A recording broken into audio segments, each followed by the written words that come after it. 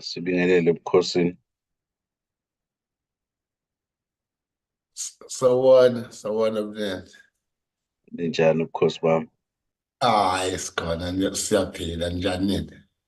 Hayi siyaphila. Hayi Sijabule ukubona. yebo. Yeah.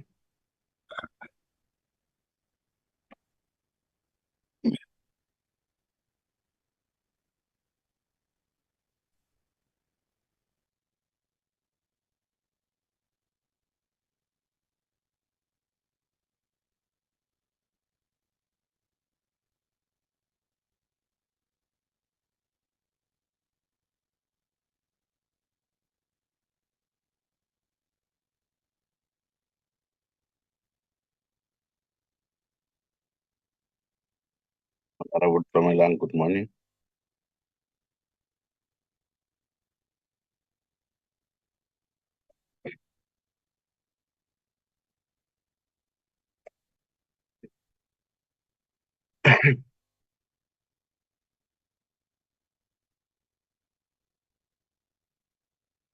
Honorable Tlomelang, good morning. Morning, King. Good morning, Mr. Mieni. Unjani ba? Ikhona ninjani? Hayi siyaphila. Ngomela ikhofi nje. Nalo usanda kuliqeda nje. Lincane. Hayi sorry. Hambe kahle. Ngihambe kahle mfowethu. Okay. Morning, Mr. Ben.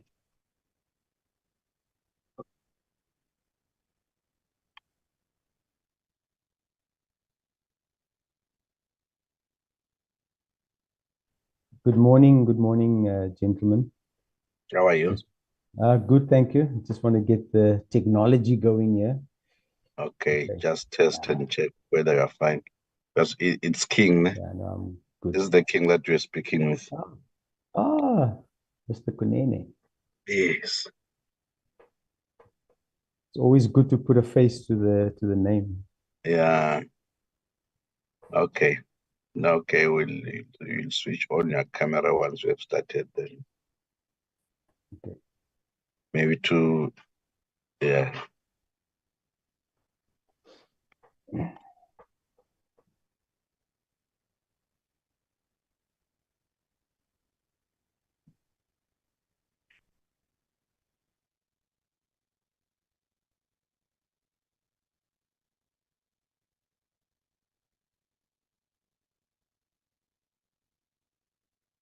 Honorable Tlomelang, good morning.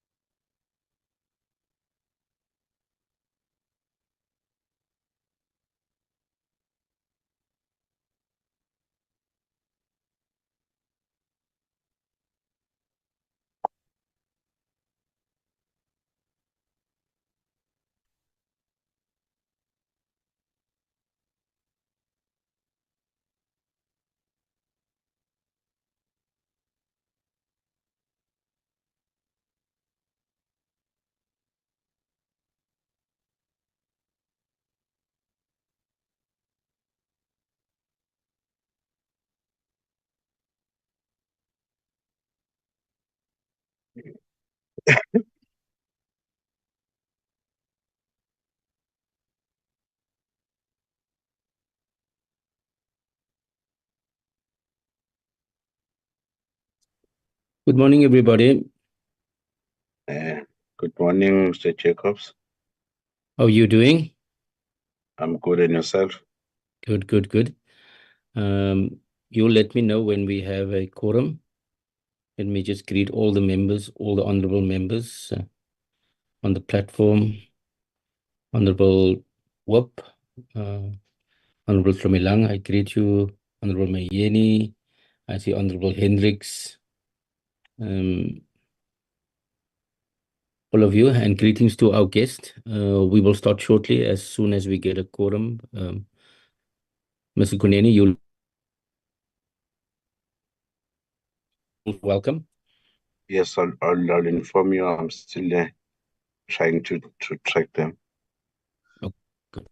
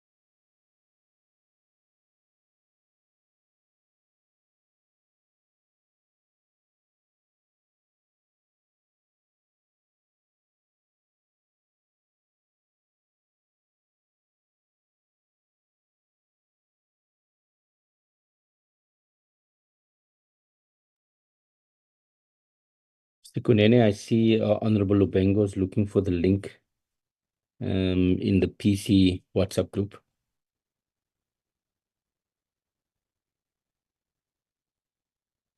Okay.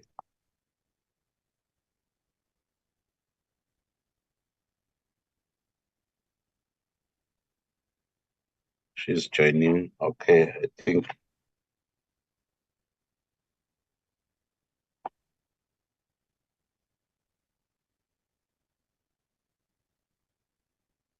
You'll give me an indication when we can start. we can start now. That is why I was trying to position the agenda properly.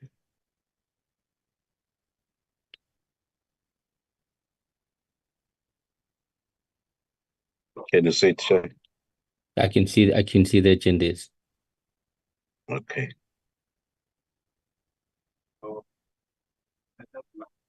I think we can start. Okay, good. Good morning, everybody, and greetings once more to all our members. I acknowledge all of you, and special word of welcome to our guest. Recording in progress. My name is Faiz Jacobs, chairperson of the Portfolio Committee on Small Business, and today is one of our usual sittings. We want to welcome everybody.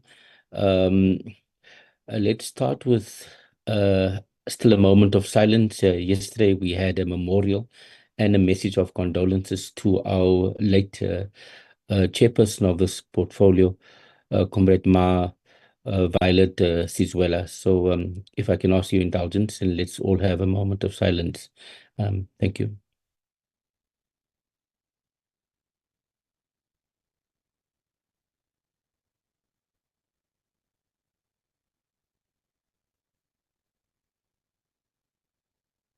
Thank you, everybody. Okay, we will, before I do the purpose of the meeting, I assume we have a quorum, Mr. Kunene. Yes, Chair. Okay, good. All right, colleagues, today's purpose of the Small Business Portfolio Committee is to look at cannabis, hemp, and the challenges that the industry faces, especially with relation to our portfolio, the small business sector. So last week, we welcomed the passage of the Cannabis for Private Purpose Bill. The President signed it into law, and we welcome this step, and it was a long time coming. And it's a great step forward in terms of decriminalizing cannabis for private use, as required by the Constitutional Court judgment. Remember, some time back, decriminalization for personal use is unconstitutional, and so therefore Parliament was directed to decriminalize and also look at commercializing the cannabis bill, and so the private use bill is doing that. We support the bill because it provides a rational legal framework for the use of cannabis in for private purpose. It will end the obligation for unnecessary arrest and imprisonment of persons using cannabis for personal use in their privacy, whilst serious crime is not being dealt with. So we know that a lot of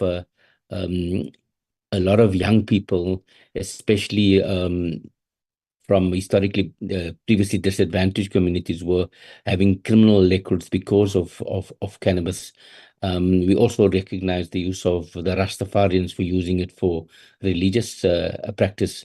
And so the bill tries to find a balance between complying with the Constitutional Court, decriminalizing cannabis, and also regulating the development of the medicinal and the commercial sector.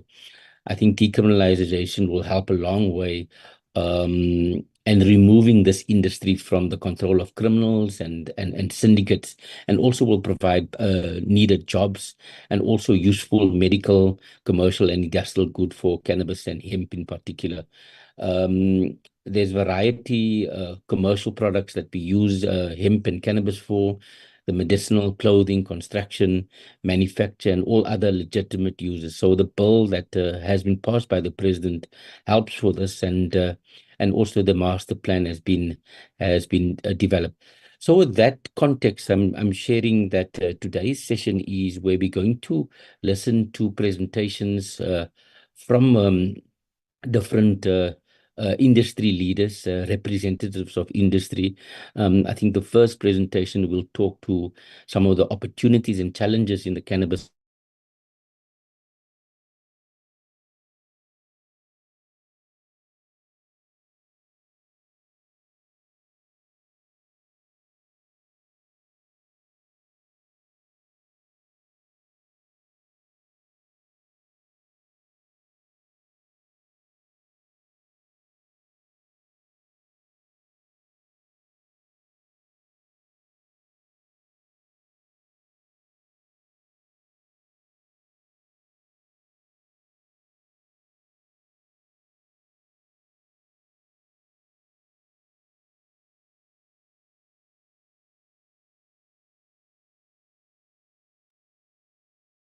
Apologies, members. I think our chairperson has got that connection problem, so just wait a bit for him to try and reconnect.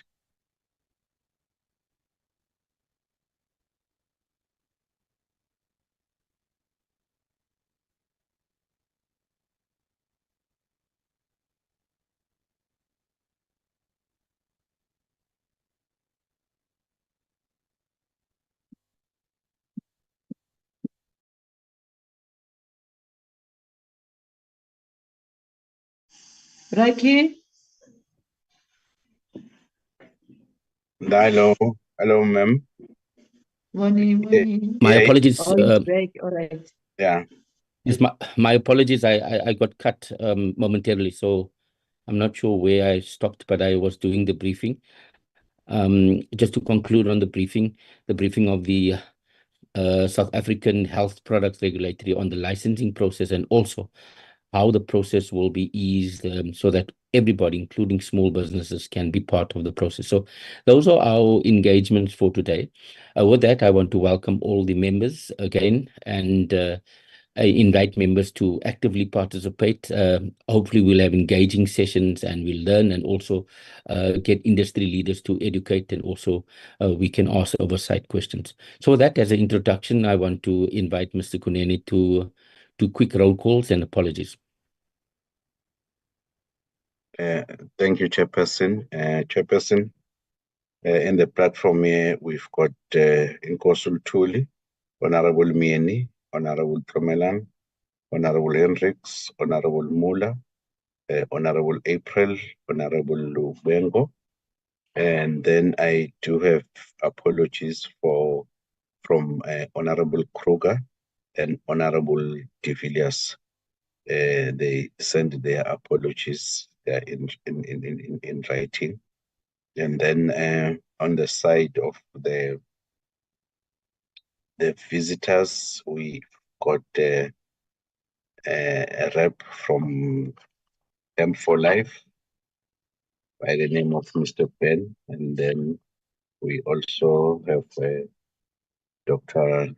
Tandya Gunene from House of Hemp, and then we also have a representative from SAHPRA. So there are two representatives from SAHPRA. So I was more concerned about those who would be making the presentation, Chair. So those are the people who are in the platform, and of course the officials from Parliament and from the department. So I see the end of Honorable Tromila. Thank you, Mr. Kunene. Whoop, over to you. Morning, Chair. I wanted to check if Brakin did see the message from the portfolio committee chat group where Honorable Mabika says he has apologized because he was involved in an accident with the wife. So he won't be able to attend the meeting. Thank you, Honorable Webb. Thank you, Honorable Webb, for letting us know. I hope it's not serious, but we're sending him well wishes. Honorable Mabika is our DA representative, and he's just shared the message now. And thank you, Webb, for sharing that. We'll record that also formally as an apology, Mr. Kunene. And with that, apologies and also noting of presence, I invite members to adopt this agenda.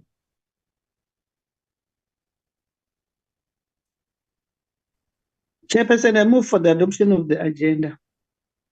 Thank you, Honorable Lubengo. Seconder? Chairperson, I second Chairperson. It's Jan de Villiers.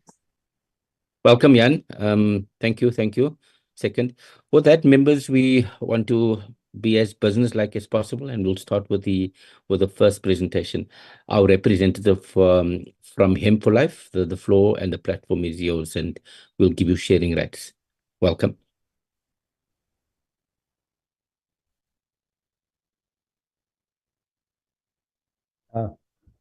Mr. Chairperson, thank you very much for the introduction, and also thank you for the opportunity for me to present here today. I will be sharing my screen. I think the administrator needs to give me permission to share, or the host has to enable me to share as well.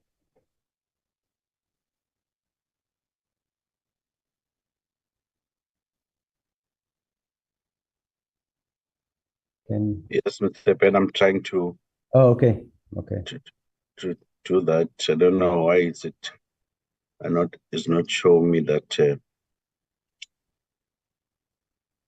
Nomta,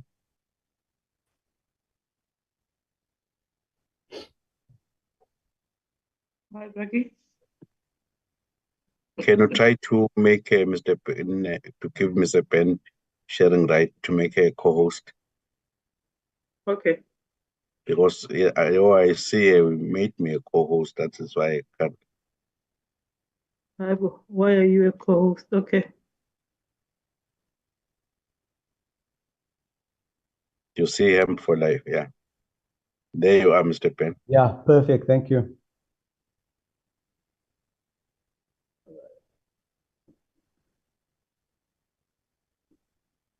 All right. I'll just.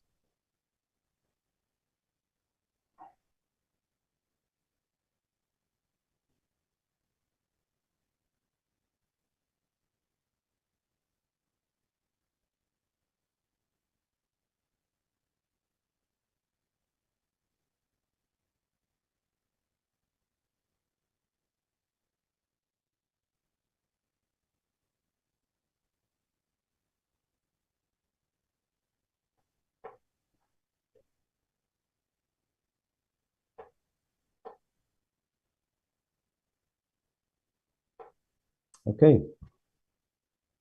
Thank you very much. I just want to give a bit about myself. I'm Ben Sassman, 57 years old, and I'm a Cape Town boy, but I've been working and living in Johannesburg for the last 24 years. Just came back to Cape Town 11 months ago. I've got a background in human resources. I've also worked for 2 foreign governments doing trade and investment for the United States Foreign Commercial Services, and then I worked for the UK Trade and Investment under the British High Commission. I started my own business in 2012, where I promoted business between South Africa and other African countries. Last 5 years, I've been specializing in working in Botswana, doing bilateral trade and investment. And 2022, I registered Hemp for Life to get into the hemp industry or the hemp space. And that's where I find myself now. Just trying to get rid of this. Okay. Yeah, last week, the 27th of February, I presented to the Portfolio Committee on Agriculture, Land Reform, and Rural Development. I just felt that there was a major disconnect between what the lawmakers were coming up with, the rules and the regulations for the cannabis and hemp sector, but it was not working well with the actual farmers, because the farmers are struggling on the ground, and the rules and regulations set up by government and also the input from SAHPRA was not helping the farmers become profitable in the sectors. The meeting was attended by the Deputy Minister of Rural Development, Honorable Kapa, who also gave some good input at the end of the presentation about the direction of the industry and the problems that she's also encountered in the field.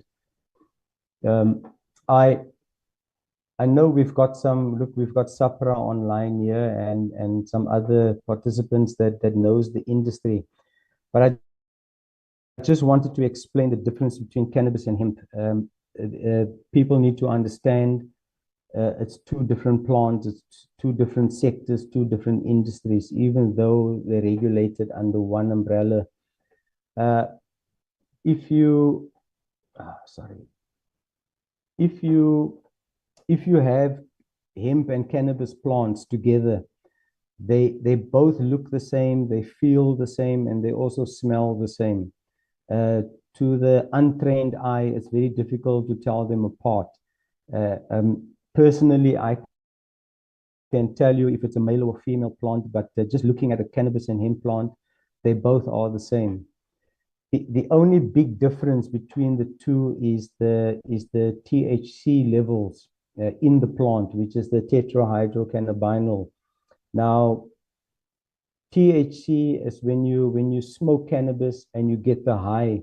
That is the THC level in the plant. So cannabis can go from 15 to 25%. Genetically engineered, it can go up to 35% THC levels and sometimes higher. So if you're talking about 35% and above, that is usually commonly referred to as the good kush when people smoke it. But hemp, on the other hand, the THC levels is only 0.2%. Anything above that is regarded as cannabis, and it's high THC levels, so it will not fall under hemp. So what that means is if you smoke a hemp joint the size of a street pole, it's not going to give you a high. There's no THC in it, so it's not used for smoking. We also know about CBD, which is cannabinoids. Now, the CBD content in the plant is used for pain medication, for pain relief. It's used as a Schedule 1, the same level as morphine or any oxy level medication, which is good for pain relief. Now, because of the THC levels in the two different plants, they are regulated by two different agencies. So SAHPRA looks after cannabis because of the high THC levels, and agriculture looks after hemp because of the low THC levels. I just want to also point out about the revenue generation around the two plants. So if you have a kilogram of cannabis and a kilogram of hemp, now a kilogram of cannabis sells between 16 and 20,000 rand per kilogram, and hemp, a kilogram sells between 5 and 11 rand a kilogram. So hemp in its raw form is not financially feasible. It's not profitable at all. So just to give you a calculation, if you're looking at 50 hectares, which is 50 rugby fields, you cultivate cannabis and hemp, you're going to end up with the same amount of biomass, 14,700 kilograms. Now, if you sell the cannabis, 14,000 kilograms, you're going to walk away with 13 million rand. But if you sell the hemp in its raw form, 14,000 kilograms, you're only going to walk away with 73,000 rand. So hemp is not profitable as a raw material. Hemp has to be processed into crude oil. So if you start off with 14,000 kilograms of raw material biomass, you can process that into 3,700 kilograms of crude oil, CBD crude oil. That you can then process into a CBD isolate, which is in a powder form. It looks like baking powder or cake flour. And you'll end up with 448 kilograms. And that, if you sell it on the international market, you can walk away with 4.8 million rand. But to get there is a bit of a process. So I just want to explain from seed to client. If you plant your cannabis seed, the crop will grow for 4 months before you can harvest it as an adult plant. And all that the cannabis farmers do is they harvest the flower or the bud, this part of the plant, and they just trim the leaves off the side. And that is the product that they then sell to their client. So it's a very short, just growing it, harvesting it, trimming it, and selling it. That's the process for cannabis. Hemp, on the other side, if you plant your hemp seed, it also takes 4 months to mature into an adult plant. And when you harvest hemp, you basically just removing the roots from the plant. But the stem, the stalk, the leaves, everything gets shredded into biomass. That you then have to put through a drying process. You can either dry it before you shred it, or you can dry it through a drying machine afterwards to remove 90% of the moisture from the plant. That you can then put through a milling process to mill it into a powder, which then gets put into an extractor plant. Now, extractor plants are not cheap. They range from anything from 500,000 Rand to 9 million Rand, an extractor plant. And using chemicals like CO2, ethanol, and a host of other chemicals, you can then convert also through a winterization process. You can convert your biomass into crude oil and then also into CBD isolate. And once you have either the crude oil or the isolate, you can then sell it to your client. So the process for cannabis is a short, cost-effective process. Hemp, to make it feasible for the farmer, it has to go through a lengthy process to make it feasible.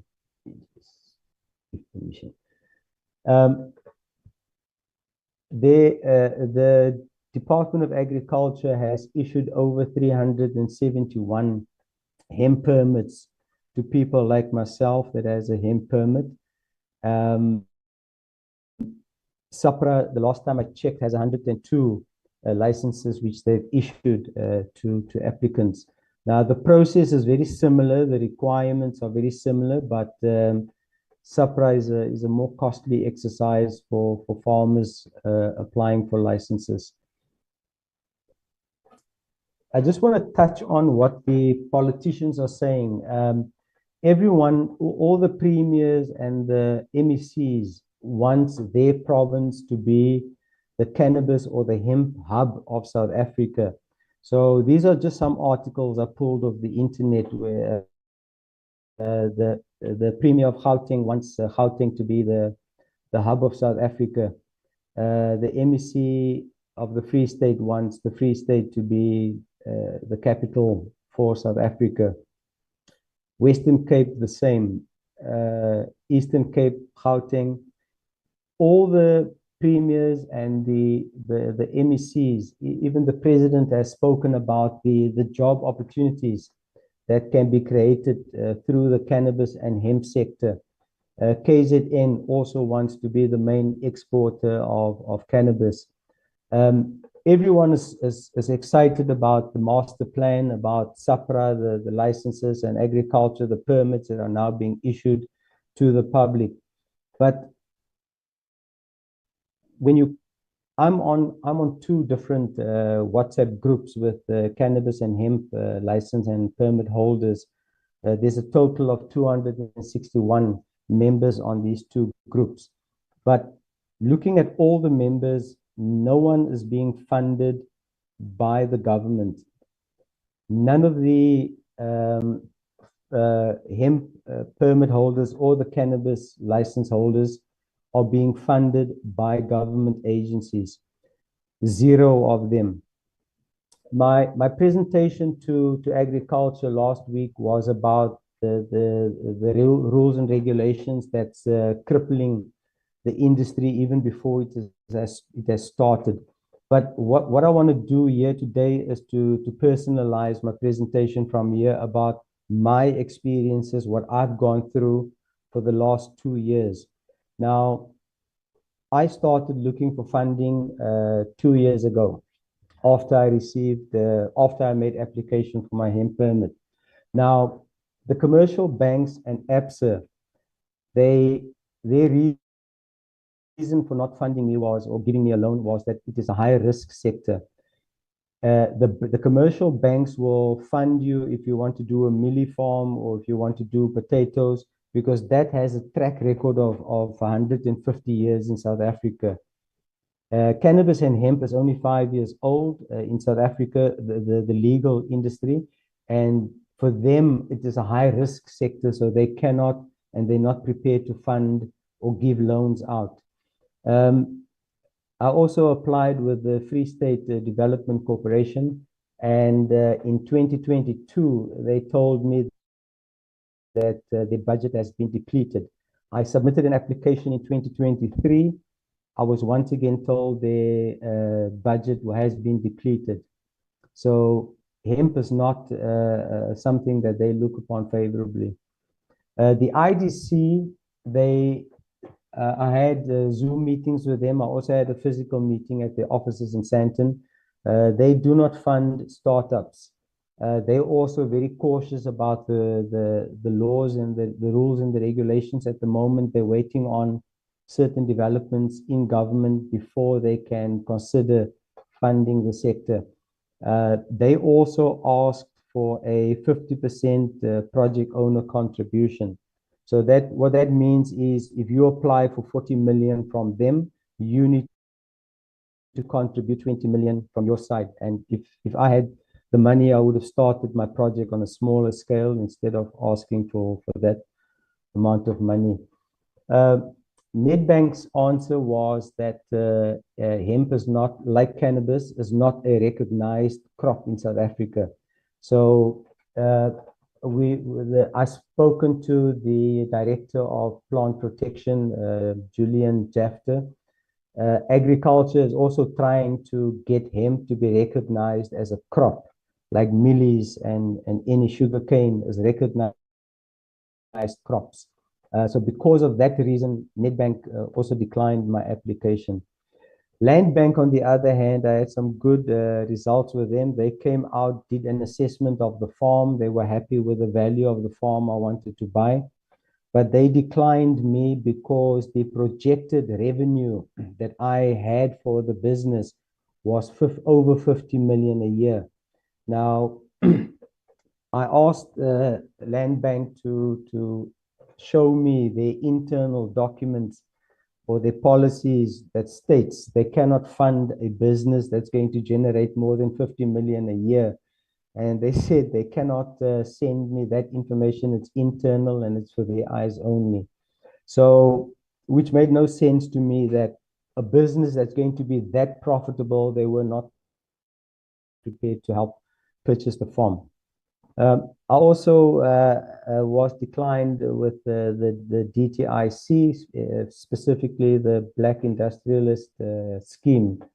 They only do refunds or reimbursements. So what their reason for declining me is that I need to spend the money to set up the operation, and once it's up and running, I can then apply to be refunded or reimbursed, and I just could not get access to that money. So these are the reasons that were given to me from all the funding institutions. I'll elaborate a bit more. But Desti in the Free State, I approached them for just under 400,000 Rand for the environmental impact assessment I had to do on the farm. And this is from the Desti website, where it says that their funding scheme is targeted at startup enterprises. Clear and simple. And as I said, this is from their website. I was declined by Desti, and I just want to play the audio recording because I record all my telephone conversations, all my Zoom meetings, my MS Team meetings. I record all my interactions that I have with people. Fine, thank you.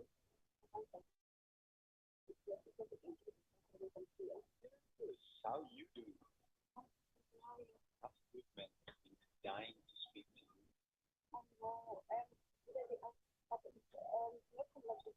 Now to ask me to call you. Okay. And I'm not sure why she did not tell you, but she asked me to call you and tell you that your proposal was not accepted because the business is not yet operational. You know, So I think you can speak to her and find out more of that from her. You know what's sad about that is that Franklin and Kumla and everyone else knew about that. Everyone knew that it was a startup business. Why do you guys take so long to tell us that? But thank you for the call. Thanks. Okay, so when I was setting up my business and getting all my quotes for what I needed to buy the farm, the equipment, the seeds, and so forth, I tallied up what I needed for the business, and it went up to 79 million rand. Because I could not secure that money, I then revisited the business plan, knocked it down to 65, and then down to 41, and then down to 25 million. With all these revisions of my business plan and what I was prepared to do, eliminate buying the farm, eliminate the equipment, the warehouse, and looking at just the agro processing, still I could not secure the funding that I was looking for. Even though I had a very comprehensive business plan, my projections were checked out and audited, everything lined up. I had my permit, I had my import permit for the seeds, I had all documentation required for the business. Two of the funding institutions that I came close to securing the funding asked for a offtake agreement for the hemp product I wanted to produce, which is the isolate.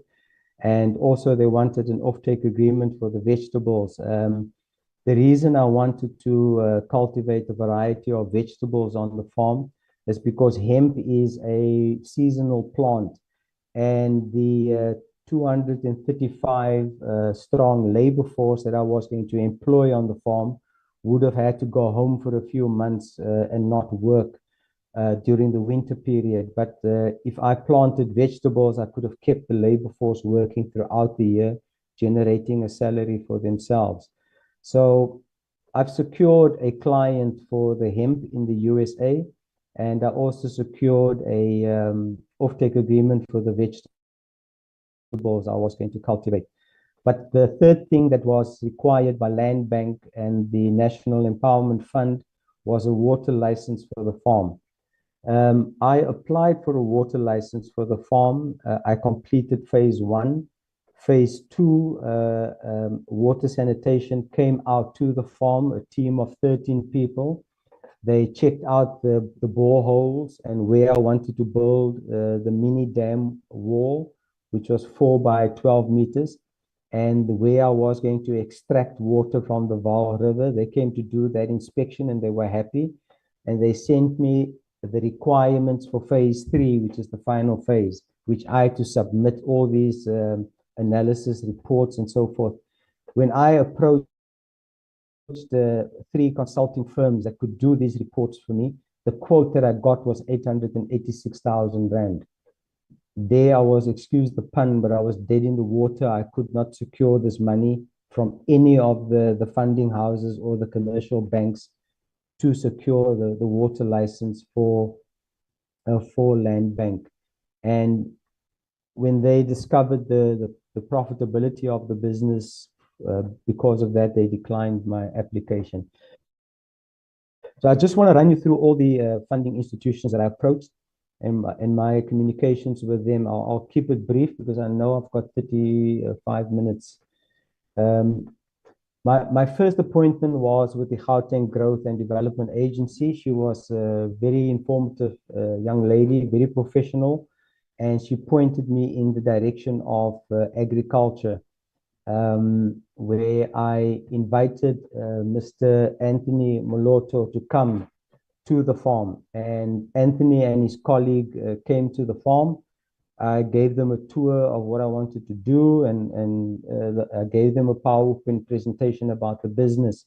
And when I told them that I needed 79 million rand, this is an exact quote from Anthony saying that no South African government funding agency will fund that amount of money for a Free State project because of the Estine dairy farm scandal. I will not put my signature to it, even if the president himself tells me to do it. Now, the Estine dairy farm scandal, that's related to the Gupta family. I'm sure everyone is aware of it. But this was my first meeting about funding, and I had to muster up the courage and the energy to continue after hearing this. I then approached the Free State Development Corporation because the farm is in the Free State. I applied for funding just under 400,000 rand for the environmental impact assessment, which I needed at the time. And the requirements and the documentation requirements that they sent me from the FDC was insane. It was the longest list of requirements from any of the funding agencies I've applied to. When I applied for my personal home loan, they needed my copy of my ID, my bank statements, my payslip, and I got 4 times the amount of money for a home loan. So that was just a bit ridiculous. Desti, as I said, their website stated that they fund startups, but they declined me because I'm not operational, which just made no sense to me. The National Empowerment Fund, they gave me a comfort letter, but they wanted an offtake agreement for the vegetables. At the time, I struggled for 18 months to get an offtake agreement. I approached all the retailers, your Woolworths, Pick and Pay, ShopRite, Checkers, Spar, Boxer. All of them had the same answer or criteria. They wanted the farm to be up and running. They wanted to come and inspect my water quality, soil quality, compost, fertilizers that I was using, packaging facility, before they can consider giving me a letter of intent or an offtake agreement. So it was impossible for me to get it. When I dropped my funding request from 79 million to 25 million, NEF moved my application from the Free State office to the Gauteng office. And I submitted my application on Sunday, the 12th of November. I got my acknowledgement letter on the 13th of November last year. I heard nothing from the NEF until I had to escalate it to their board members. And one of their board members then contacted the consultant who was assigned to my application, who I spoke to on Friday last week. And I've requested a Zoom meeting with him. And today is Wednesday. I still have not received the Zoom appointment to talk about my application. The IDC, as I said, they wanted a 50% project owner contribution. So I was dead in the water before I even started with them. But I could not come up with the money, 50%. That was just impossible. The DTIC, I met with Charles Manuel, who is the CEO of Invest South Africa. Yeah, my son actually met him when he was a diplomat in China. My son was studying in China. And my son passed Charles's business card to me, and I contacted him. And we spoke for 3 months on the phone. We had Zoom sessions with him and his assistant, his deputy, sorry. And we had Zoom sessions, we had meetings. After 3 months, he introduced me to the Black Industrialist Scheme. And with my first interaction with them, they told me that they only do refunds. They do not fund upfront. They only reimburse or refund. And this is after I've been talking to Charles for 3 months. This was also a surprise that they never knew that I was a startup. SAHPRA, I spoke to Denise. They do not help applicants that have or they only help applicants that have a clean credit record. And I do not have a clean credit record. I've got defaults on my name spanning back a couple of years, but because of that, I cannot be considered for funding at SAHPRA. I then reached out to the National Treasury. I sent an email to the Minister of National Treasury, just outright asking, because look, there's a lot of funding available for Black farmers or new era farmers or emerging farmers, and that all refers to Black farmers. And I sent the minister an email and I said, look, where has the funding been allocated for colored farmers? There has to be a funding platform or scheme that's been allocated specifically to colored farmers. He then put me on to, I got a call from Nazim Hendricks, a very professional person, understood my business plan, had a lot of questions, and he then put me onto the Jobs Fund. Once again, the Jobs Fund does matching funding. Now, it's the same as the IDC, it's just a different name. If the IDC, if you want 20 million from the Jobs Fund, you basically have to show that you've got 20 million in your bank account before they will help you with 20 million rand. I also approached the Vaal Special Economic Zone because the business was in the Vaal Triangle. The Vaal Special Economic Zone secured 40 billion rand investment from foreign investors for the region. I scheduled via email, I scheduled a meeting with them, a physical face-to-face meeting. And the day before the meeting, I got a call from the PA of the person I was meeting with to confirm that I'm coming to the meeting and if I needed the projector and so forth. And a half an hour after that call, the PA called me back, canceling the meeting, saying that the person I was meeting with was going to be busy. The only reason I can think of why my meeting, she called to confirm the meeting the day before, and a half an hour later to cancel, is because they figured out or realized that I was a colored individual because of my accent. And that meeting was canceled. 18 months later, I'm still not able to secure another meeting with them. Now, the Vaal Special Economic Zone secured 40 billion rand 3 years ago. But because of the internal fighting, the ANC appointed mayor of the region is not happy that the Vaal group of businessmen has too many Vryheidsfront and DA members in it. So it has now become a political standoff, and this money has not been allocated to any businesses over the last 3 years. They also told me that I'm outside the Van der Bijl Vereniging circle, but it's not the case. The money has been allocated for all businesses on the Vaal River, and the farm I wanted to buy is on the Vaal River, bordering the river. The list goes on. I can give you more examples, but I don't want to take up too much time. I just want to, as I said, I'm on 2 groups on WhatsApp with 261 members that has licenses and permits, and there are 48 coloreds on these 2 groups, but none of us have been supported financially to purchase farms, to purchase farming equipment, to purchase seeds, or anything related to our business plans.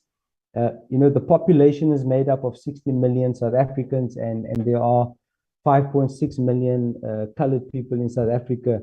So if you look at the statistics of the funding institutions in South Africa that fund up to 10% of their applicants, at least 4 or 5 of us should have received funding from the South African government, but that has not happened.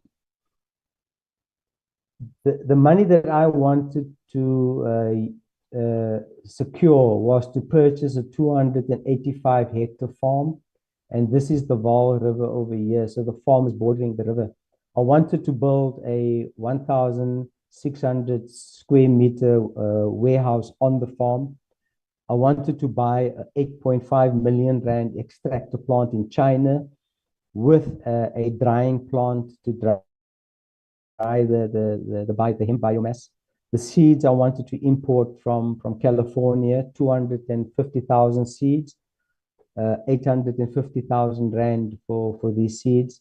I wanted to build a small dam wall, 4 by 12 meters. I wanted to install 3 tanks on the farm to store water as well. Install 9 shipping containers to house the storage and R&D and so forth. Put in 235 hectares of drip irrigation on the farm, employed 235, a labor force of 235 people from the area, compost and fertilizer. I knocked it down to 65 million rand. But I've been unsuccessful with all the funding agencies and the commercial banks.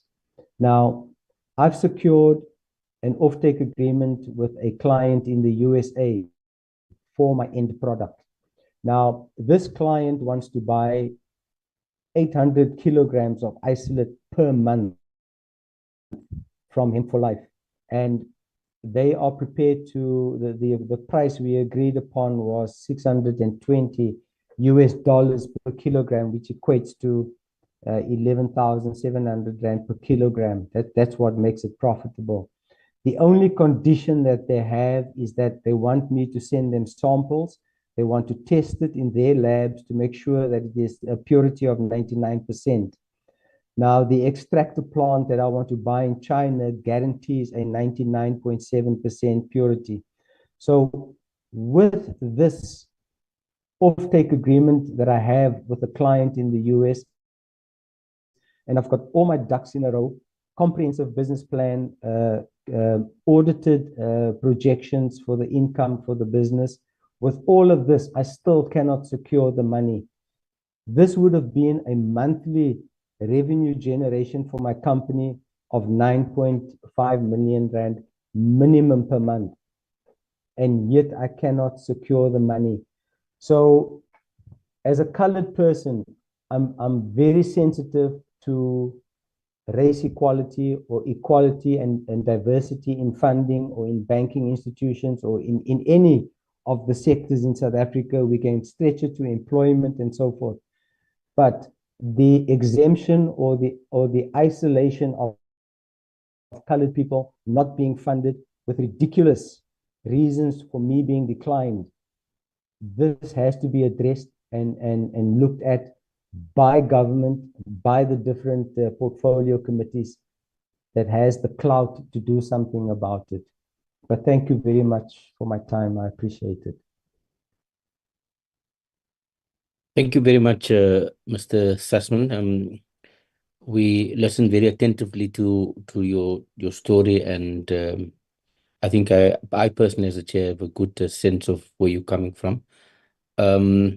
I'm going to, before I open the floor, let's engage with all the presentations. So I want to immediately, without opening the floor, invite the second presentation. I think it was a doctor. I forget the name, just help me. Dr. Thandeka Kunene. Is that right? Yes, Chairperson. Okay, the floor is yours. And again, I've given members carte blanche. I haven't put the time limits on, so I also won't do that for you. Please, the floor is yours, and please allow Dr. Kunene sharing rights.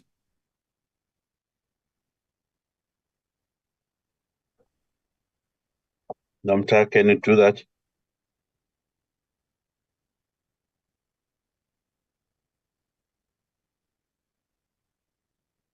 I'll just invite members' patience and indulgence, and please take notes of both presentations so then we can engage with both presentations. Thank you. Yes, Doctor, you can proceed. Greetings to everyone. My name is Thandeka Kunene. I'm the CEO of a company called House of Hemp. House of Hemp is 63% black owned and 37% white owned. We started off as a 100% black owned company.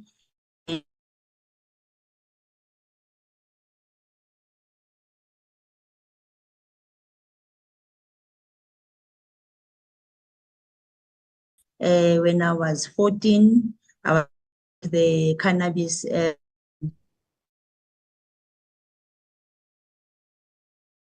everything.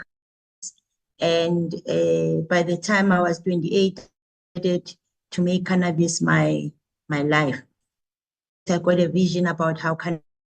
Doctor, Hello. Sorry to disturb you. Maybe if you can switch off your video because they've seen you, because we keep on cutting. We can't hear you. Yeah. You can put your presentation and then switch off your video. Maybe it will be better.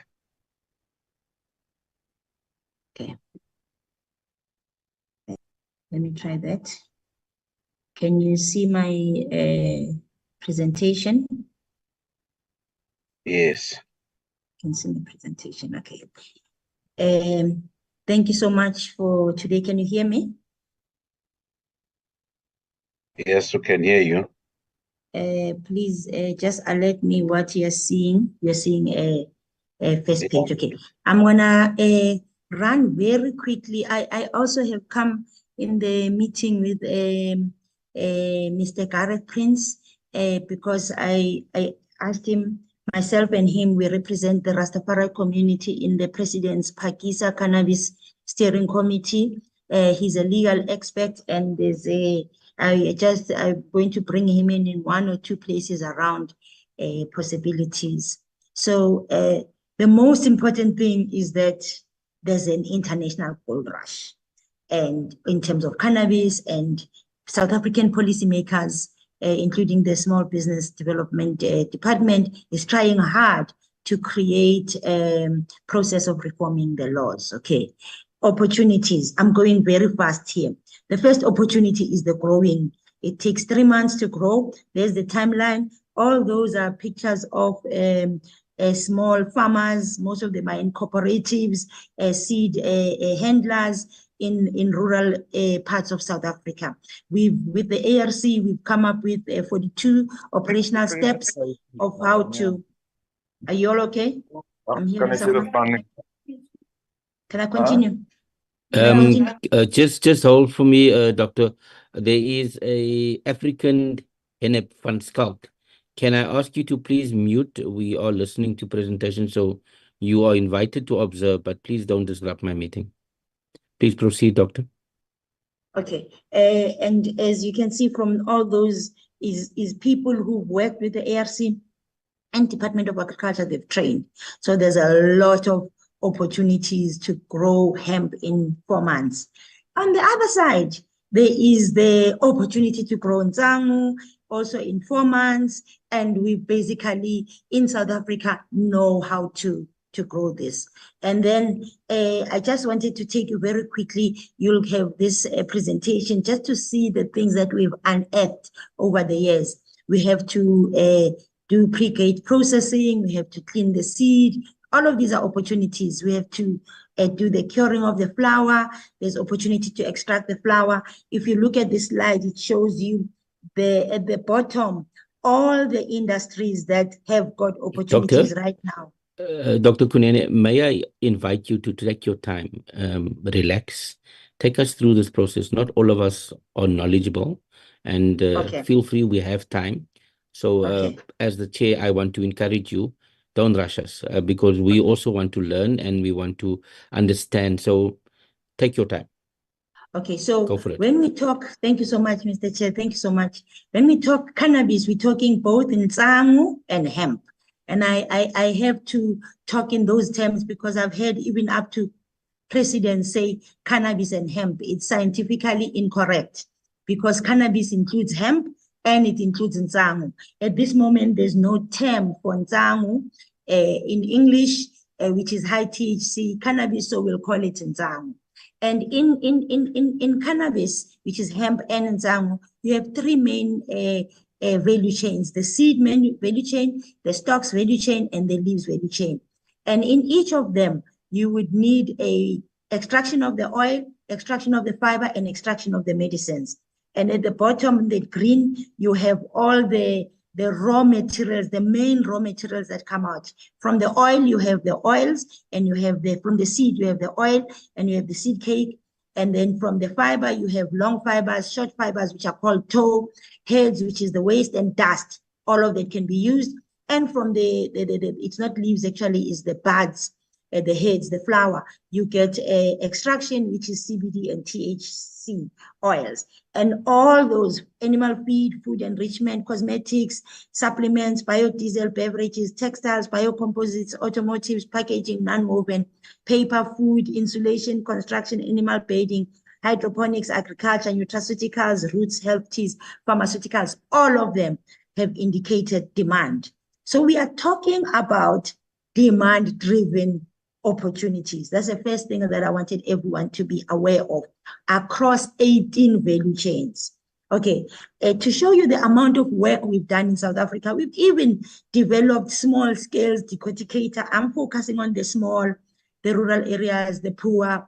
Yes, there's opportunity for the big guys, but that's not our focus for me today. If we can support the small businesses and the small farmers, then we are going to be able to create the jobs that we need to create. We've developed with the small business, with this social development, a way of doing what we call brown pads from the hemp, and you mix it or the cannabis, because both of them have got stalks, which means both of them have got a fiber. We can do fiber pads, same as diapers, same as adult sanitary pads and adult pads for those who are sick. In South Africa right now, there's no one who's producing sanitary pads and diapers. They import it and distribute it. So there's a big opportunity because we've got a lot of women, we've got a lot of children, and we've got a lot of sick adults in South Africa.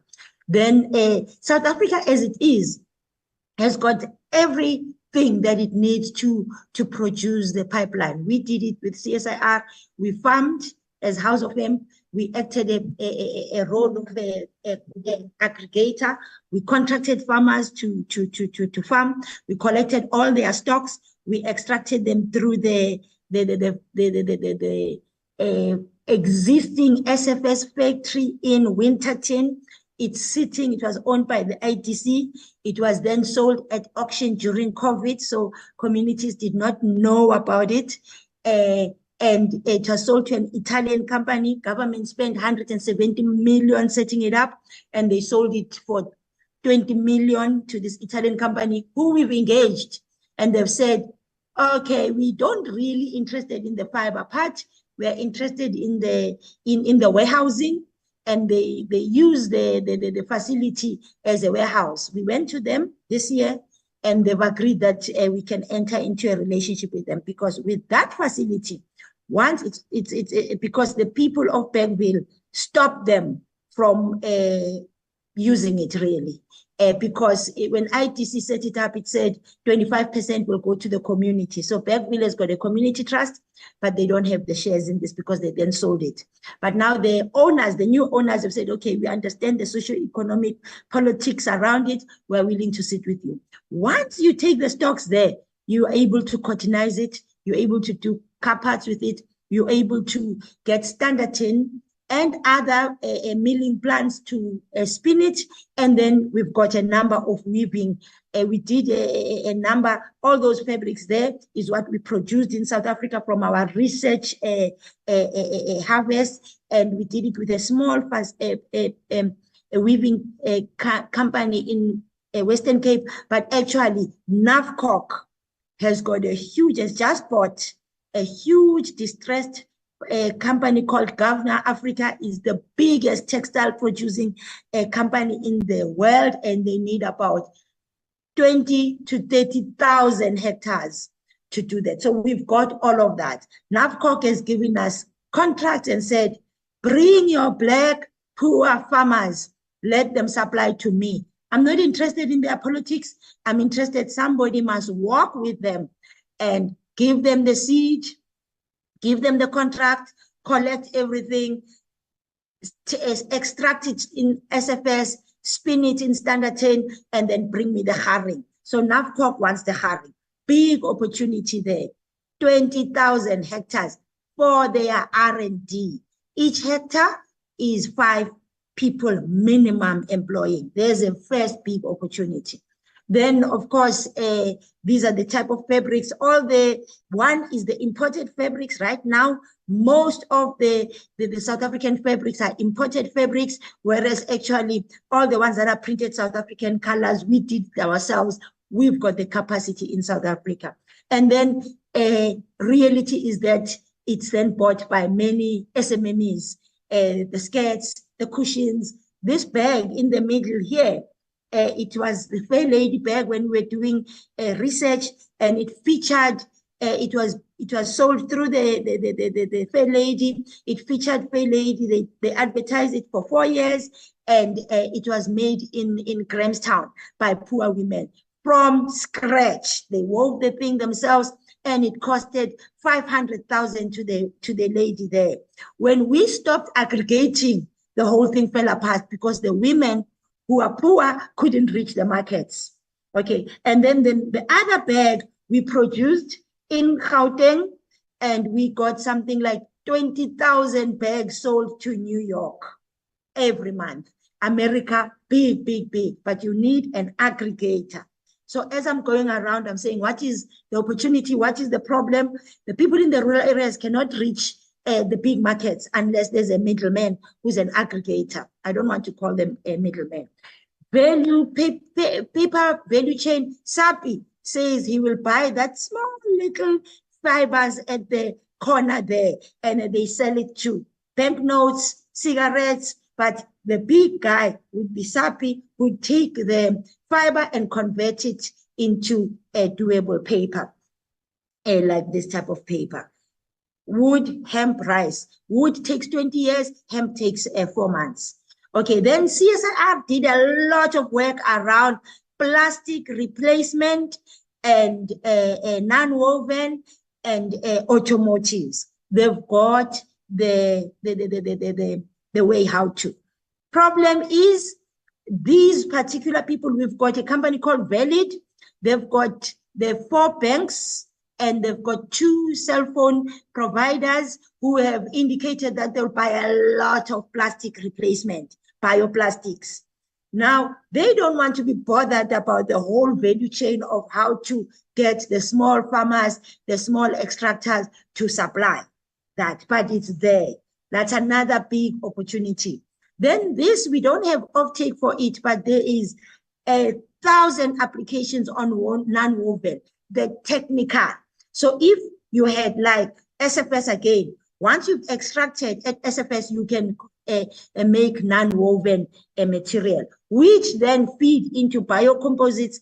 The first application is the biocomposite panels, which can make MDF boards, which can make tiles, which can make ceilings, which can also make automotive panels. All of this we did here in South Africa with CSIR. So we actually know how to do it. On the corner here in the green, on the right side, on the green, it's interesting. That was not made in South Africa. That was made in Indonesia. Now that cost 1/10 of the tin. It's hemp made in Indonesia in rural areas. It cost 1/10 of the price of a tin. There with the light, it was made by Frame. Frame Fibers is the only existing of the Frame Textile Group, and they converted their fiber division, which extracted into insulation panel manufacturing. As you can see, it looks ugly. It don't look attractive, but they are exporting 100,000 worth of fiber per month, kilograms. There's a big opportunity. And their problem is, who's going to give me the fiber?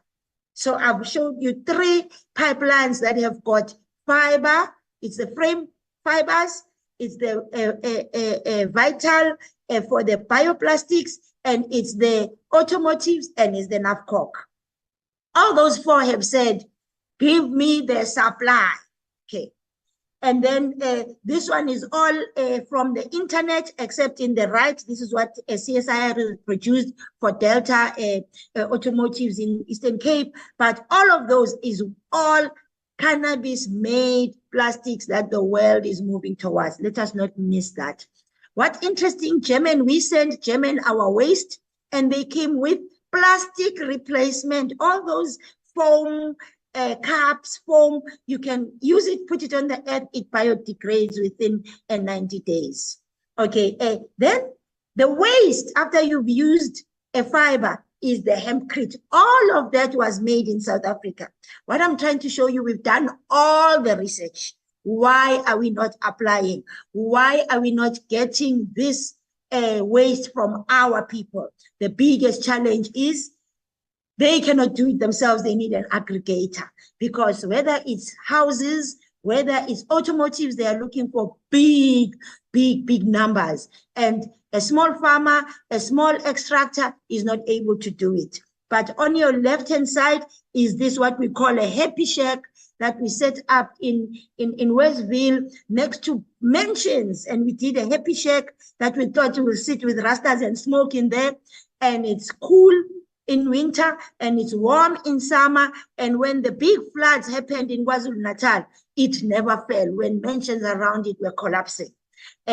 Compared to the middle is what was created in Western Cape. This in the left cost us 19,000 to do. It's a 4x4, and in the middle was Western Cape. They imported hempcrete and built a mansion for 3 million rand, while we've got all of this material in South Africa. The next pipeline is the seed pipeline. Okay, there's abundant seed in South Africa right now. The illegal market has given us a lot of seed. And I'll show you the communities that have got seed right now. We set up a small seed. We started with the fiber. A fiber costs 20 rand a kilo to sell. Then we discovered, as we are doing the research, there is the seed that comes in the tree. So in the seed, we set up a small scale press. That press cost us 1 million rand to get. We got the funding from DTI. They've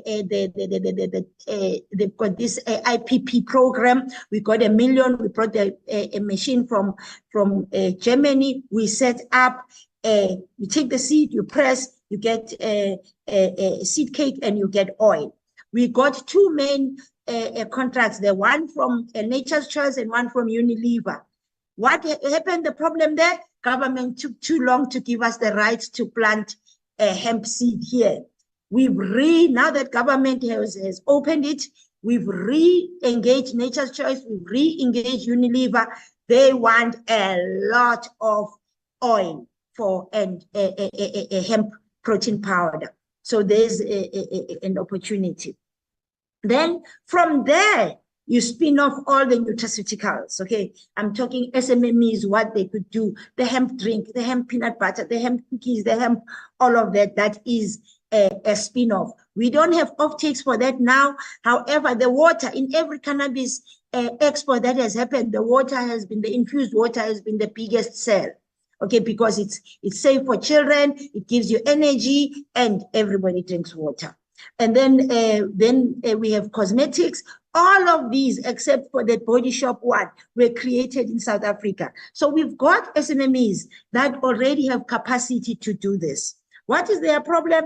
Further SMMEs, all of these are South African created one. Hand lotion, massage oil, face oil, sanitizer, lip balm.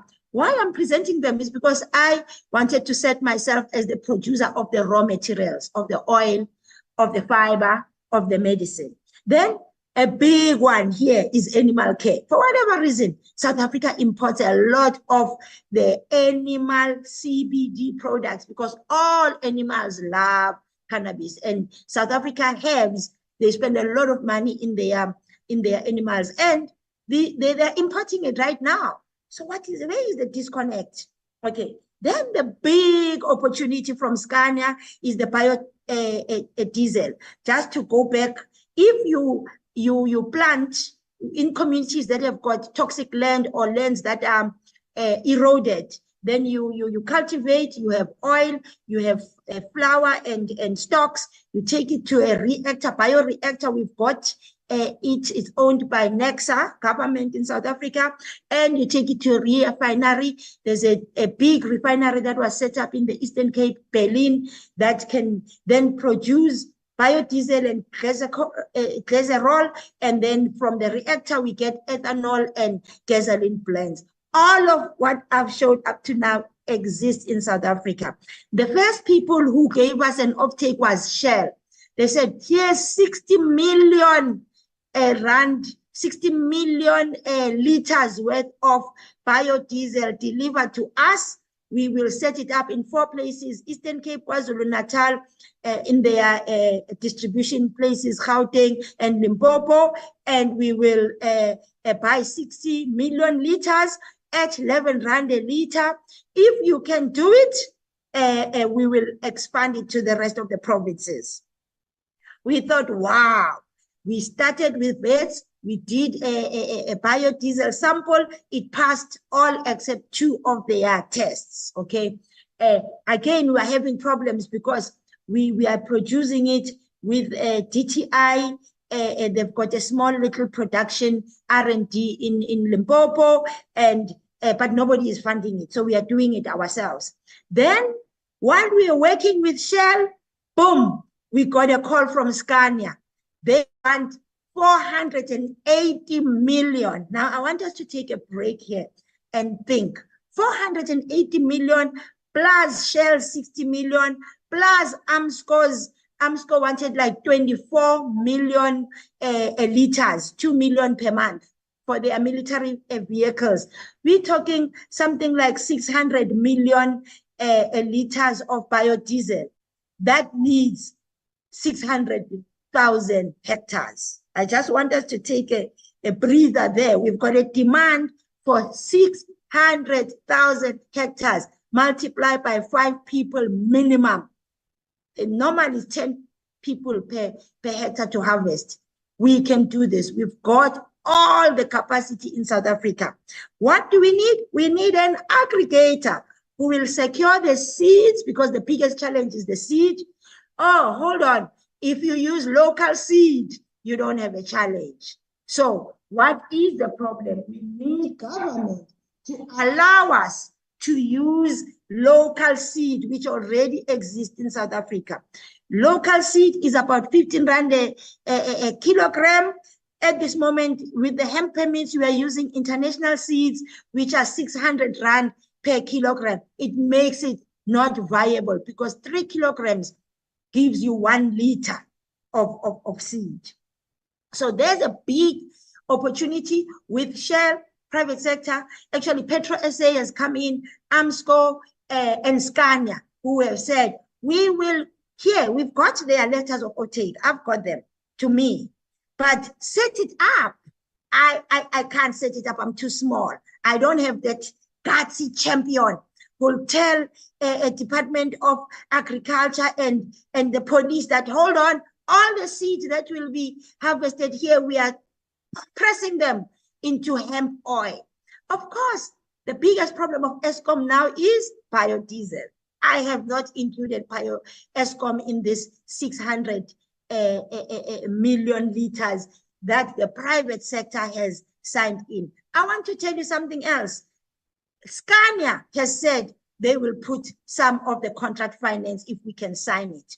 But they want to see that government is for it. It's not going to be Thandeka and her Rastas and her rebels and Gomas who are going to get into trouble and then the whole thing comes down. The other side is then the stocks, ban it to get bioethanol. Now, bioethanol, people like Virgin Airways, people like Mesa, they've all said they will buy it, but they want government to talk to them. So we need small business, we need DTI to help us secure these particular ones. And here I just showed you, we started with Amsco, who said they will start us R&D, 15,000 army truck, 1 tank per army truck per week. Same thing. Okay, so we just need really a political buy-in here. And then the other opportunities is the flower, and the flower, the biggest one is what Hemp for Life was talking about, is the extraction. And there you need CO2. Supercritical is the one that is most acceptable. Even the rosin or screw press is acceptable. And we've got TUT, NW, Potchefstroom campus, and CSIR, they've got these machines. Why can, and then most of them are sitting at a 10% utility rate, they are gathering dust. Okay, then the big opportunity that the DTI a commercial study has just come up and indicated is the distribution for responsible adult use. This obviously at this moment is illegal, but Parliament has just approved the bill. And the biggest problem that Constitutional Court said was that allow people to use it and then find laws to guarantee the supply. Because at this moment, you are allowed to use it if you grow it at home. But the reality is that tobacco, people are not growing it at home. Alcohol is legal, people are not growing it at home. So the opportunity here is for small-scale dispensers, small-scale stockfellers to be able to be empowered to distribute this. That automatically gives legal work to 900,000 farmers. That is a Fields of Green number. I am a scientist. I have not verified it, but I'm quoting them. Their study says there's 900,000 small farmers. Each of the farmer is growing 1 hectare and is employing 5 people. And 900,000 who are currently illegal, who are supplying 25% of the world cannabis. And the first thing that if President Ramaphosa was to ask me, what can I do to save myself right now? I would say, give them amnesty like how you gave us amnesty for the guns. Cannabis has killed a total of 0 people in the world, but the guns kill so many people, yet you gave us amnesty and allowed those who had illegal guns to bring it. Allow the illegal growers to come forward, to agree to be taxed, to agree to be formalized. Already, that is something like 475 million rand on tax that you can collect this April. They are harvesting right now. And then 2, I want to tell you a story. I was in Colorado, at Denver. When I was in Colorado, Denver, they have these licenses, and on one side, they're doing it for like people like canopy growth, medicinal, and across the road is their responsible adult use. And the responsible adult use, the difference between medicine and responsible adult use is that they tax the responsible adult use like sin tax, like tobacco, gambling, alcohol. And then so it's more expensive a gram there than on medical, because medical has got no tax. They are sick, they need this. So in the medical, there was 10 people, there was 1 person every 10 minutes coming in, and they buy a lot, constant. So it's ticking because they are sick. On the responsible adult use, there was 10 people every 1 minute. It's ticking crazy because people just use the cannabis. So as government, as Department of Small Business Development, look at the people who are employing 5 people, legalize them, put the ganja puzzles and ganja stockfellers all over every municipality. You are talking about 278 municipalities, and look at every township. Every municipality has got how many townships? And sponsors are everywhere. Give them a distribution a box for them to distribute what already is being used in South Africa. That is local markets. They are already taking it. It's now legal. There's no appeal in Constitutional Court. We must just find out how the poor can also participate. If we don't, we're going to see what's happening now. In Durban, there's 400 shops. Most of them are white. In Cape Town, there's 300 shops. All of them are white. Basically, cannabis is becoming a have community, okay, because the have-nots who fought for this are being blocked, and yet it's really the cannabis private bill is the last law that allows that. Okay, so we went to the University of Northwest and the Center for Indigenous Knowledge Systems. We said, look, the pondos, the vendors, the Pedi people in Loyal Mountains, the Swazi growers in Mpumalanga, the Ndwandwe and Machonga of Bergville. We're talking about lots of communities that have been funding their people on cannabis. They are at actually risk of being pushed out of this industry. We've got traditional healers, 360,000 of them who use cannabis. We've got the Khoisan and the Rastafari who use it for their holy herb. In fact, Professor Ames in 1958 was given a right by government to set up a sandbox, a legal sandbox for small commercial distribution of cannabis legally. 1958. I ask you, what's our problem when our people need this? Is it because Professor Ames was white and we are black and like the last gentleman, or colored? Is that the problem? And of course, 2018, Prince is here. He'll answer some of the questions. Boom, we've allowed to use cannabis. It's no longer a thing. What are the challenges? Challenges is the poverty. Challenges is the poverty. The indigenous community of South Africa who have been illegally processing, selling, exporting local cannabis are at the danger of not entering. It's a socio-political threat. It's going to be a revolution, because it's not like cannabis is a new industry. It's like cannabis is an existing industry. It's been existing for 1,000 years. But the people who've been traditionally snubbing cannabis are almost the ones who are riding it, and those who have been fighting for it are holding their heads, okay? So how are they holding their hands? The first thing is the permits. The hemp permit is easy to get, but it still needs 600 rand. It's easy to get. It no longer needs a fence, so it turns around within 6 weeks. Great, but hemp permit, problem of it is that it says you can only use registered seed, which means imported seeds of 600 rand. But there's local seeds that are low THC. Why are we not using them? Then we've got the next problem. In KwaZulu-Natal alone, the government helped its people to get hemp permits. It's got 670 people who've got the hemp permits. Okay, so problem solved. In Bergville, those 670 not include Bergville. Bergville has got 360 farmers. We said to them, let's work together, but show us you're committed. Pay for your own permit. They did. So the model we want to run is for the farmers to show they must put a skin in the game. 600 is very little, okay? Then the problem is this commercial license. As you heard, there's now 107 commercial licenses. Of the 107, only 7 are black. The other 100 are white. Big problem, because it needs a site that is secured, lots of documents. I had to hand in 3 files, vetting. You need references in the value chain. They come like 5 times to inspect the site, and every time they inspect it, you must pay 5,800 or something like that, or 3,600, and their transport. You have to have an offtake contract. You have to have your full organogram. You have to have an application fee of 21,800, and you must comply after that and enforce the compliance.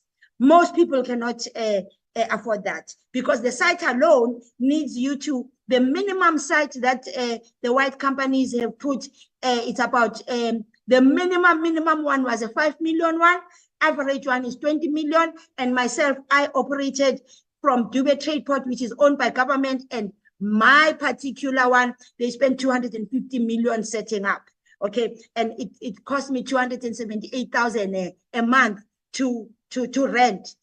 Very few people can afford that. That's why I had to get a 37% owner in-house of hemp who had the resources. Okay, but generally people like me cannot afford that. Therefore, it means we are turning our people into modern den slaves. That's what we saw in Lesotho, or we are excluding the poor people. On top of that, very stringent compliance. You have to have TACP, GSP, GLP, GMP, export and sales marketing. And you have to have a lab. There's 5 white labs in the country, no black lab. There's another opportunity. And all 5 of them give us the different results. So there's no standardization. The good thing is that Department of Agriculture, the Gauteng government has paid about 59 million in VUT, where the gentleman who spoke to me before me it said VUT, it arrived end of last year. So there is a super lab that we can use. Even DSI has paid a CSIR for a super lab. So we've got 2 super labs in the country that our people can use it. And then every government in every province has got your Sedara, your Duni, they've got some capacity, because you cannot operate in the cannabis industry if you're not testing your product. Otherwise, we'll have unsafe products. If it's 36% THC, it's unsafe for human consumption. So we need to have that. Okay, so me, I got the license. So what? Back to zero. I've got a license. It's just another business startup, like Hemp for Life was saying.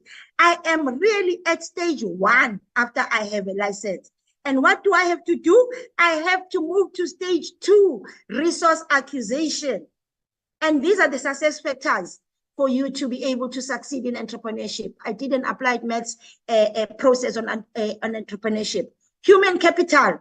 You have to have some intellectual property. You have to have finance. I think the gentleman, I'm not going to keep on moaning. I'm in the same position. Without the money, I was the first one to get the license. I was on TV. I then made a speech. Oh, vote the ANC. They have liberalized cannabis, and I'm still begging for Wi-Fi money. Okay, it's a really serious problem. You have to have technology and innovation. You have to be compliant with regulatory. I am compliant. You have to have community partners. This is from Raymond Ackerman. If you do not partner with the communities, your business is not going to survive. Then you have to have a sustainable market. I summarize it into 4 for cannabis: finance, license first, offtake, operational capacity, and finance. Without any of these 4 blocks, you cannot make it. Over and above that, the markets are now flooded with imported products. From where? Where the hell are these products coming from? Why are we smoking cannabis from America when we've got a 1,000-year industry in South Africa? And why is our government still, the tariffs of hemp and cannabis are still 0, whereas cotton is 20%, hemp is 0. So we have this flood of hemp. China is even bringing in cotton under the label hemp because they pay 0, whereas cotton is 20%. Urgently, Department of Small Business, close the tariffs. We are already producing hemp and cannabis, green cannabis in South Africa. Close it. Then human capital. Oh, let's train our people. Let's actually also acknowledge the experts that are there, IKS experts who are there. I'll make an example. Ras Prince here. Government right now is employing, and I'm not being horrible, and I'm saying it on his behalf, not him. Government right now is employing a white company called Cullinan to advise it on the law. But Prince, with his own money, took government and got a constitutional court. Yes, he did not get his articles because he was arrested with ganja, so he was stopped from. But he self-taught himself up to constitutional hill. Which other lawyers know that except him? But he's not getting in because he's got no track record. He's got no recognition of prior learning. Nobody recognizes what he has done. But Cullinan has got 100 years of establishment. So we go for them. So we have to, it's not only Prince, is the Amapondo who trained what is called master growers now. Master growers are getting 140,000 Rand a month salary. They are in demand, but there's only 60 accredited master growers. Most of them, actually, I talked to all of them. 59 of them were trained by black garden boys, if one calls it that way. And the garden boys are still earning 2,500 a month. And the person I trained is earning 140,000 a month. There's a disjuncture. Let the universities accredit the trainers of the master growers. Research excellence, we've got in South Africa. Innovation system, we've got IKS. Global intellectual property rights. Our IKS is not being recognized. Okay, communication and marketing strategy, incentives and funding, and cooperating. Offtakes, oh, I went crazy. Top 13 offtakes that I have for my license in Dubeport. I'm not talking about the Scania offtakes. I'm not talking about the NAPCOC offtakes. Those are hemp. This is high THC. My goodness, I'm going to be a billionaire. I've got something like together, I've got more than 4 billion in rand of annual order. Oh my gosh, I've made it, okay? I've got them signed up, signed letters of intent. I've got the facility. I'm not talking House of Hemp. I've got the facility in the best place in the world. My goodness, AgriZone Block D, and I've got a business case that is mwah.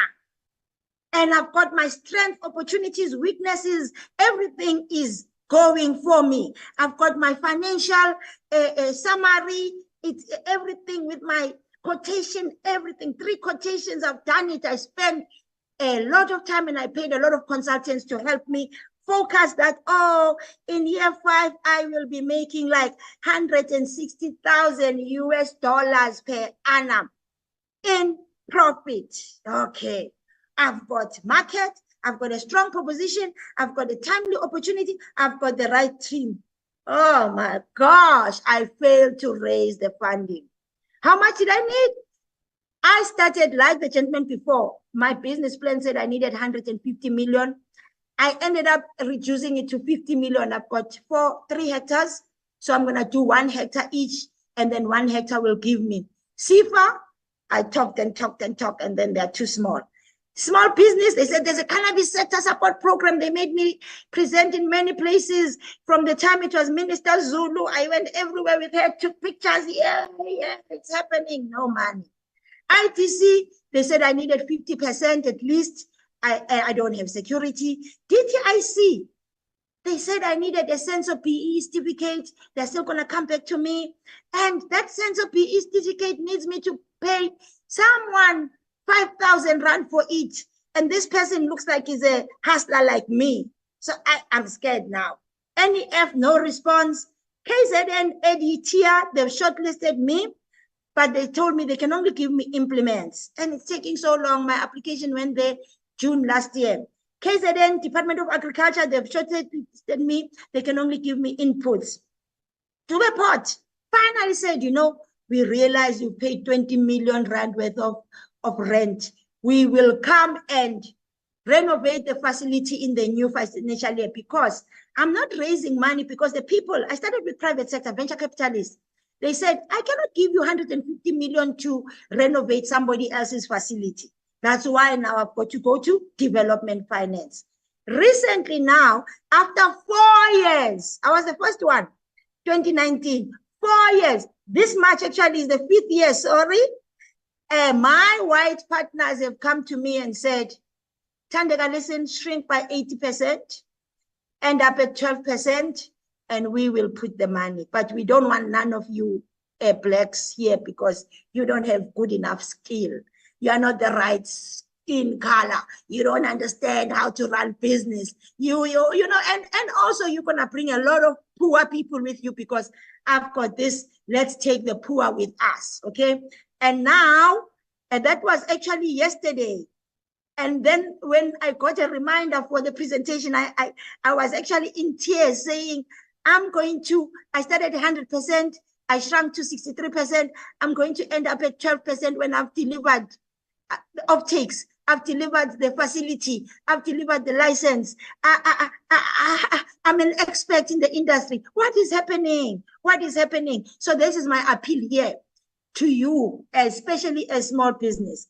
Then I also want to, why my white partners don't want me? Because I say, they are pushing me out. We've got a hostile takeover situation going in right now, okay? They say, we will put money. They've got the money, but we want all of you out, basically. In fact, the 12% they want to give me, they say, we'll give it to you, Thandeka, because we see you. The rest of the blacks, you are a better black, you know? You're a better black.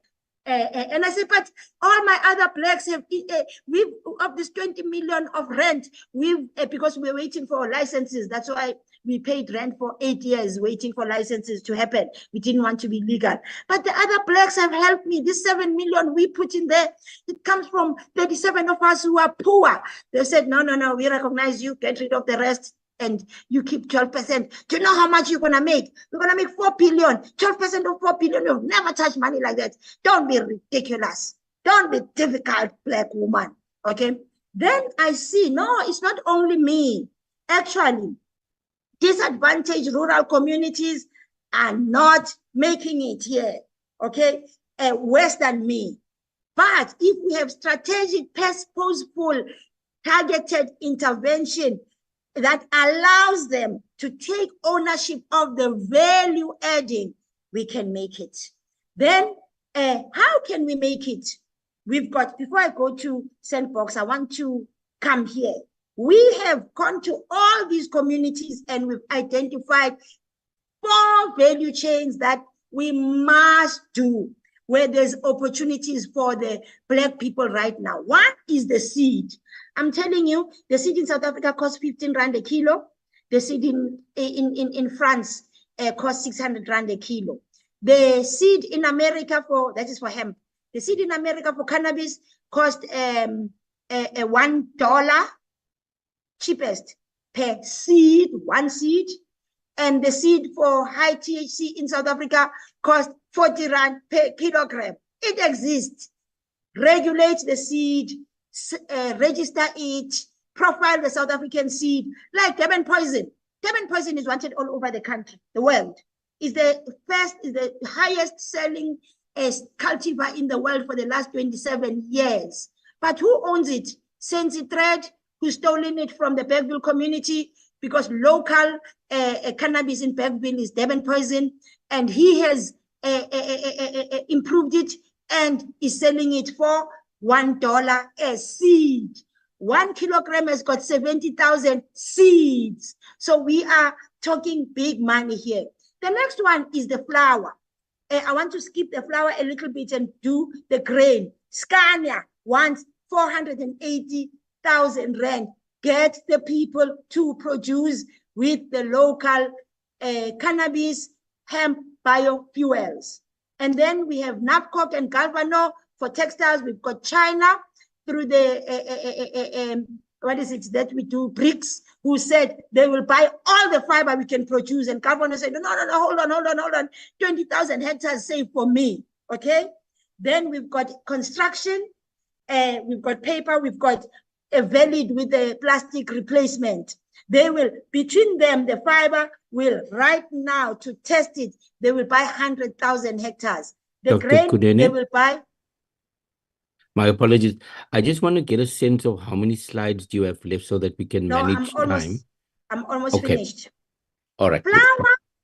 The flour, the biggest opportunity there is the responsible adult use and the African traditional medicine. Okay, because we are already using it. How do you do that? You do a sandboxing a definition where you allow, and Pakisa agreed that we can do sandboxing. We just need a champion, and I think small business can be the champion, where we allow the indigenous farmers to farm hemp using local seed that have got low THC. That will cover the Napcock fibers, and it will cover the Scania. And will protect our own seed. Then Northwest is ready. KwaZulu-Natal, Insango Katlama is ready. They've got lots of farmers who are ready. In KwaZulu-Natal alone, about 1,500 have registered. They are ready to do it. Eastern Cape, a very good example is the McGinley site. They've already sorted themselves out, but they've done a business plan, but they've got Nyandeni, Port St. John's, Lusigi, Eastern Cape hemp producers, Bizane, Port St. John's, IDZ, automotive sector, biofuel in Berlin. All of this exists, they are ready. Mpumalanga, they are ready. Other provinces that are ready. The only provinces that we don't have is Northern Cape that has not said, here is a project. So we need to do 5 activities. 1, community engagement.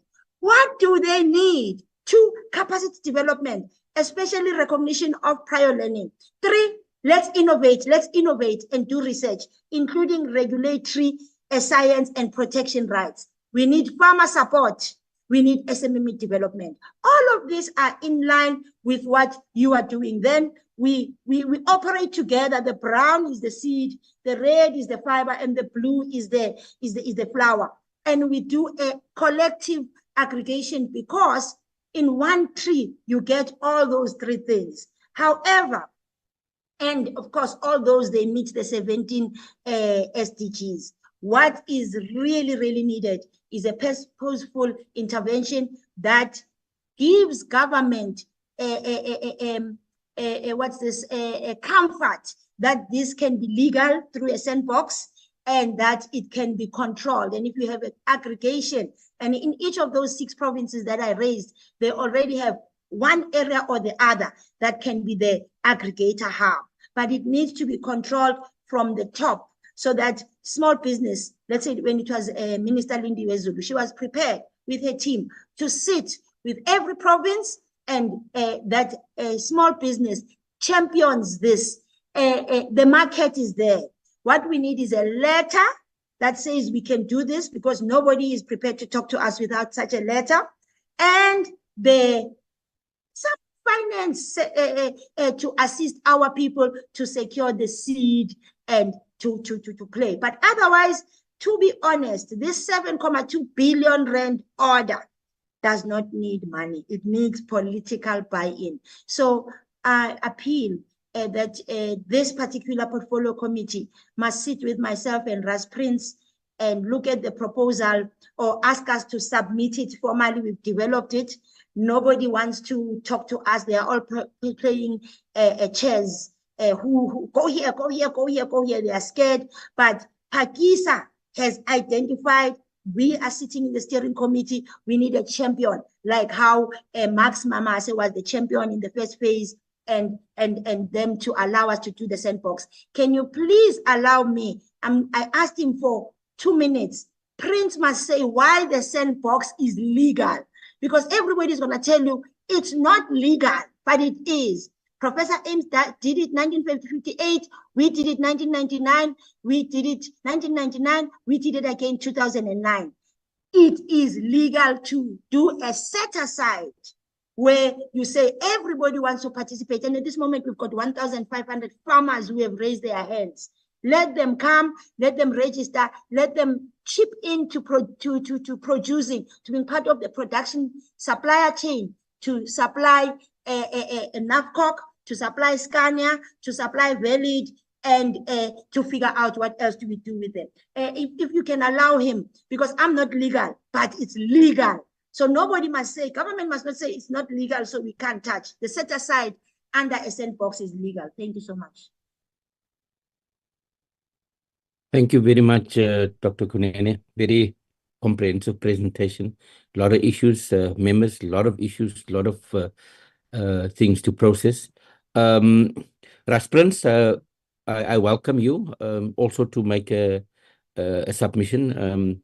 Our paths have crossed in the past, and it's nice to meet you again and look forward to your presentation. Over to you, Ras Prince. Thank you very much, Chair, and greetings to all of the members. Yeah, I'm not having a physical presentation here. The big point and the elephant in the room is the fact that the Constitutional Court ordered that the legislature now make plans to incorporate the Daga community, let's call it for what it is, to incorporate the Daga community into the family of communities within South Africa, and to ensure that adult South Africans have the right to use, possess, and cultivate cannabis. Now, the reality is that our parliament has now passed a cannabis for private purposes bill that unfortunately fell short of the one thing that they were set out to do, to tell South Africans where are we going to legally source cannabis. Now, that is a duty that rests on government, and as Dr. Kunene said, that task most probably falls on small business to a large extent, because it is the small family person or the small family unit that needs to be empowered in order to make a living of this industry. The people that was previously considered to be illegal and criminal, because what the court judgment tells us that it is no longer a crime to use, possess, and cultivate cannabis. And as a matter of logic and common sense, you cannot have possession and use and cultivation without dealing. So there's a legal duty on the government to ensure that South African citizens can have a legal source of cannabis, because the reality is not everybody can grow for themselves. Not everybody's got the skill, the time, or the place to do that. So it is government's responsibility. Now, we, the cannabis community, we want to assist our government, because the Concord obliged civil society to dance this dance with our government in order to ensure that we get this right. And we really, in South Africa, we have the opportunity to develop a master plan that could be a leading light for the rest of the people in this world. We have that potential, and South Africa has, they have the people, we've got the climate, and we've got the infrastructural support. We need a government department to champion for the small person out there. And we are able to do that. And our law, as it stands currently, allows us to do that.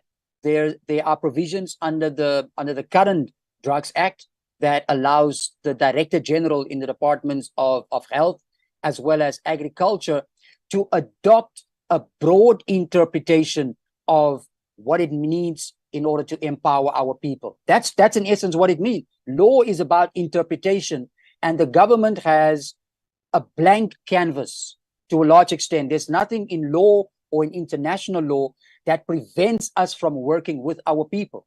And this is what government has set out to do. We're talking about sustainable development goals. We're talking about a green economy.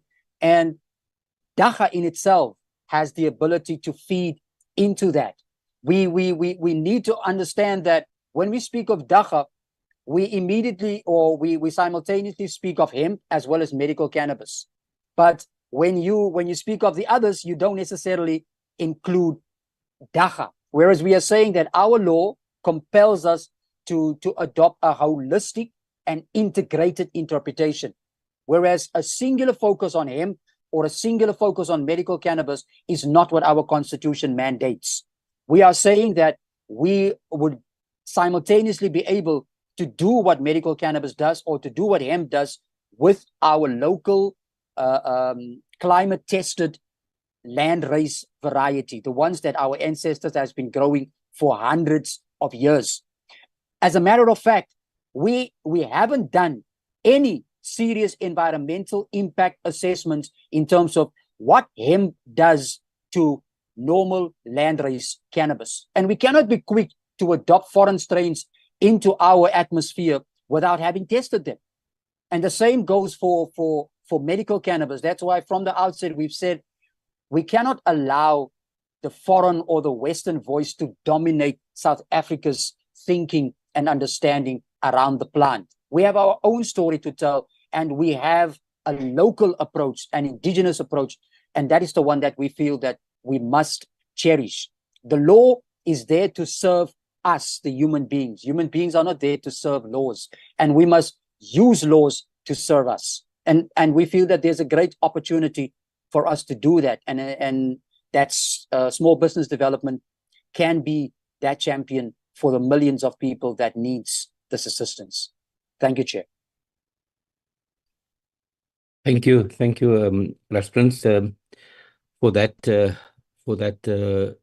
very important input. Okay, we're going to have our last presentation now before I open the floor to honorable members. We have representatives of SAHPRA here.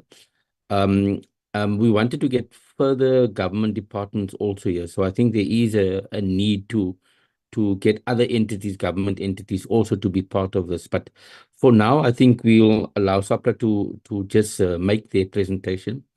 I think the one issue that we as members of parliament want the presentation to cover is to ensure that you go through the challenges raised from members around the licensing process. Why is it so cumbersome? Why is it so onerous?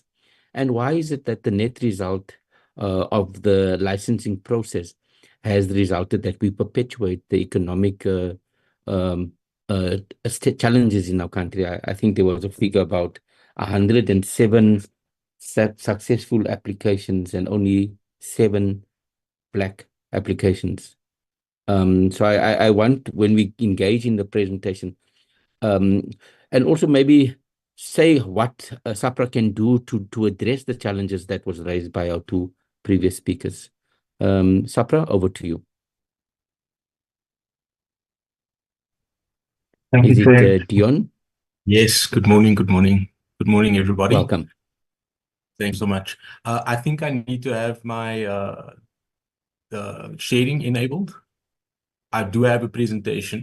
And Chair, I do hope that the questions that you have asked may be able to be answered with the information that we are about to give you. We are giving you quite a broad understanding of where SAHPRA is currently with regards to the current state of affairs, as well as the changes that we're making within the medicinal cannabis space. So as soon as that is Go for it. enabled, You are enabled. Please proceed.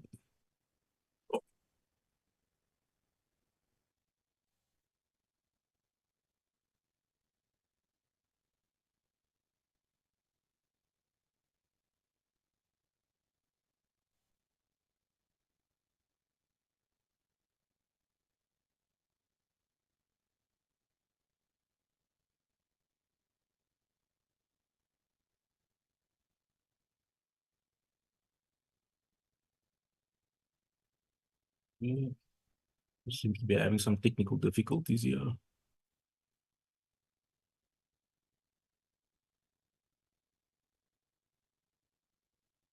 Can you see the presentation?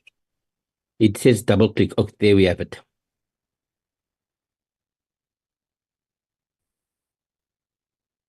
Okay, everybody, and thank you, Chair, for allowing us to present on the cannabis situation from a SAHPRA perspective. So just some context on this and the Cannabis Master Plan. So in 2019, Cabinet made a decision in July of 2019 that South Africa needs a strategy for industrialization and commercialization of cannabis in order to increase the economic growth, create jobs, and poverty alleviation. And the Minister of Agriculture, Land Reform and Rural Development was appointed as the convener of this.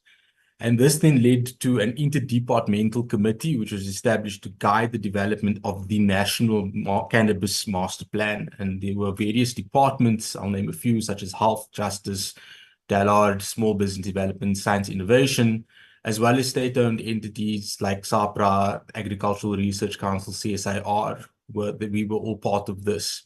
And the scope of the master plan includes both low THC as well as high THC. And just very briefly, this is the framework for the National Cannabis Master Plan, where it's got various pillars and various government departments, therefore form part of these pillars. So that's just an overview in terms of the broader cannabis picture from a government's perspective. Now, there are two authorities currently regulating the cannabis plant. And we need to make distinctions here, Chair, between the plant itself and the substances, and those distinctions need to happen as we go through this presentation. But for the purposes of the cannabis plant, we've got the Department of Agriculture, which is currently through the Plant Improvement Act, looking at low THC cannabis for industrial purposes, and that limit is 0.2% of THC. That limit sits in the Medicines Act schedules and was transferred over to the regulations for the Plant Improvement Act.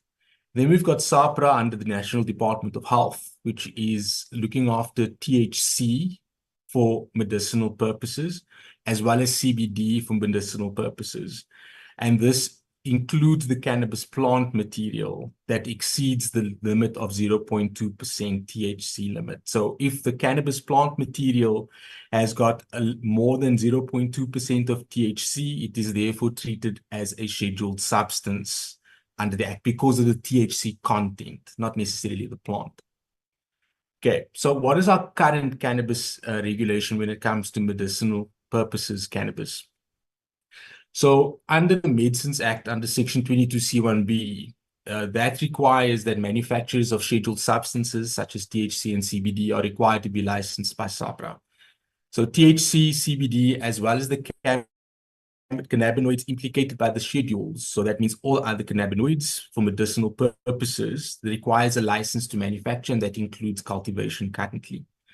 SAHPRA then conducts inspections according to good manufacturing practice practice, which includes the plants cultivated for medicinal purposes, and we include then the good agricultural and collection practices as a requirement of Annexure 7 of the PICS GMP guide. In South Africa adheres to the PICS, which is the Pharmaceutical Inspection Convention System. So that is the standard that we adhere to. Further in our Act, we've got Section 22A9, which are permits that are required for possessing THC during the cultivation or manufacturing process, because it is Schedule 6. And then we've got Section 22A11 permits, which are required for exporting THC-containing products. Now, the licenses that SAHPRA is currently giving, by default, are for export unless the company or the cultivator can demonstrate otherwise by means of an offtake agreement to a manufacturer in South Africa who is licensed by SAHPRA. But all in all, because there's no registered product that contains THC in South Africa, these products are destined for the export market.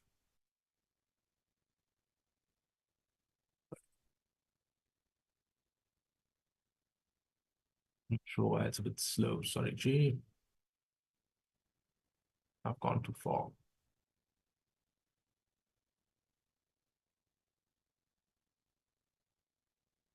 Okay.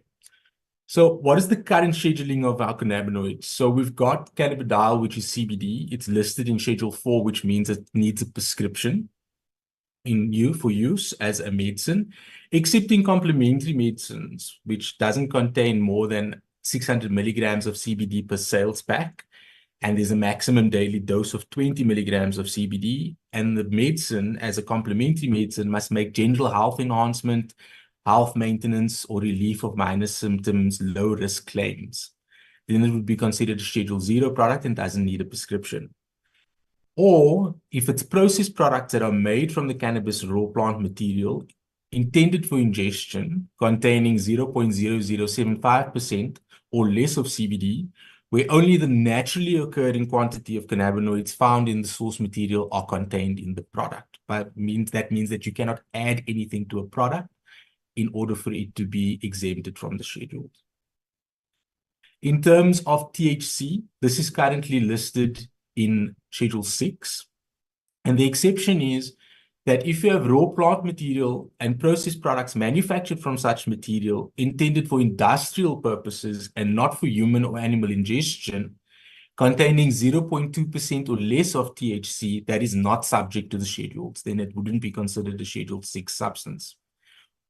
And if you have products that are processed, made from cannabis containing 0.001% or less of THC, that would then be not considered scheduled in terms of the Medicines Act. And then in line with the Constitutional Court judgment, when raw plant material of cannabis is cultivated, possessed, or consumed by an adult in private for personal consumption, the Medicines Act schedules will not be applicable to that raw product material.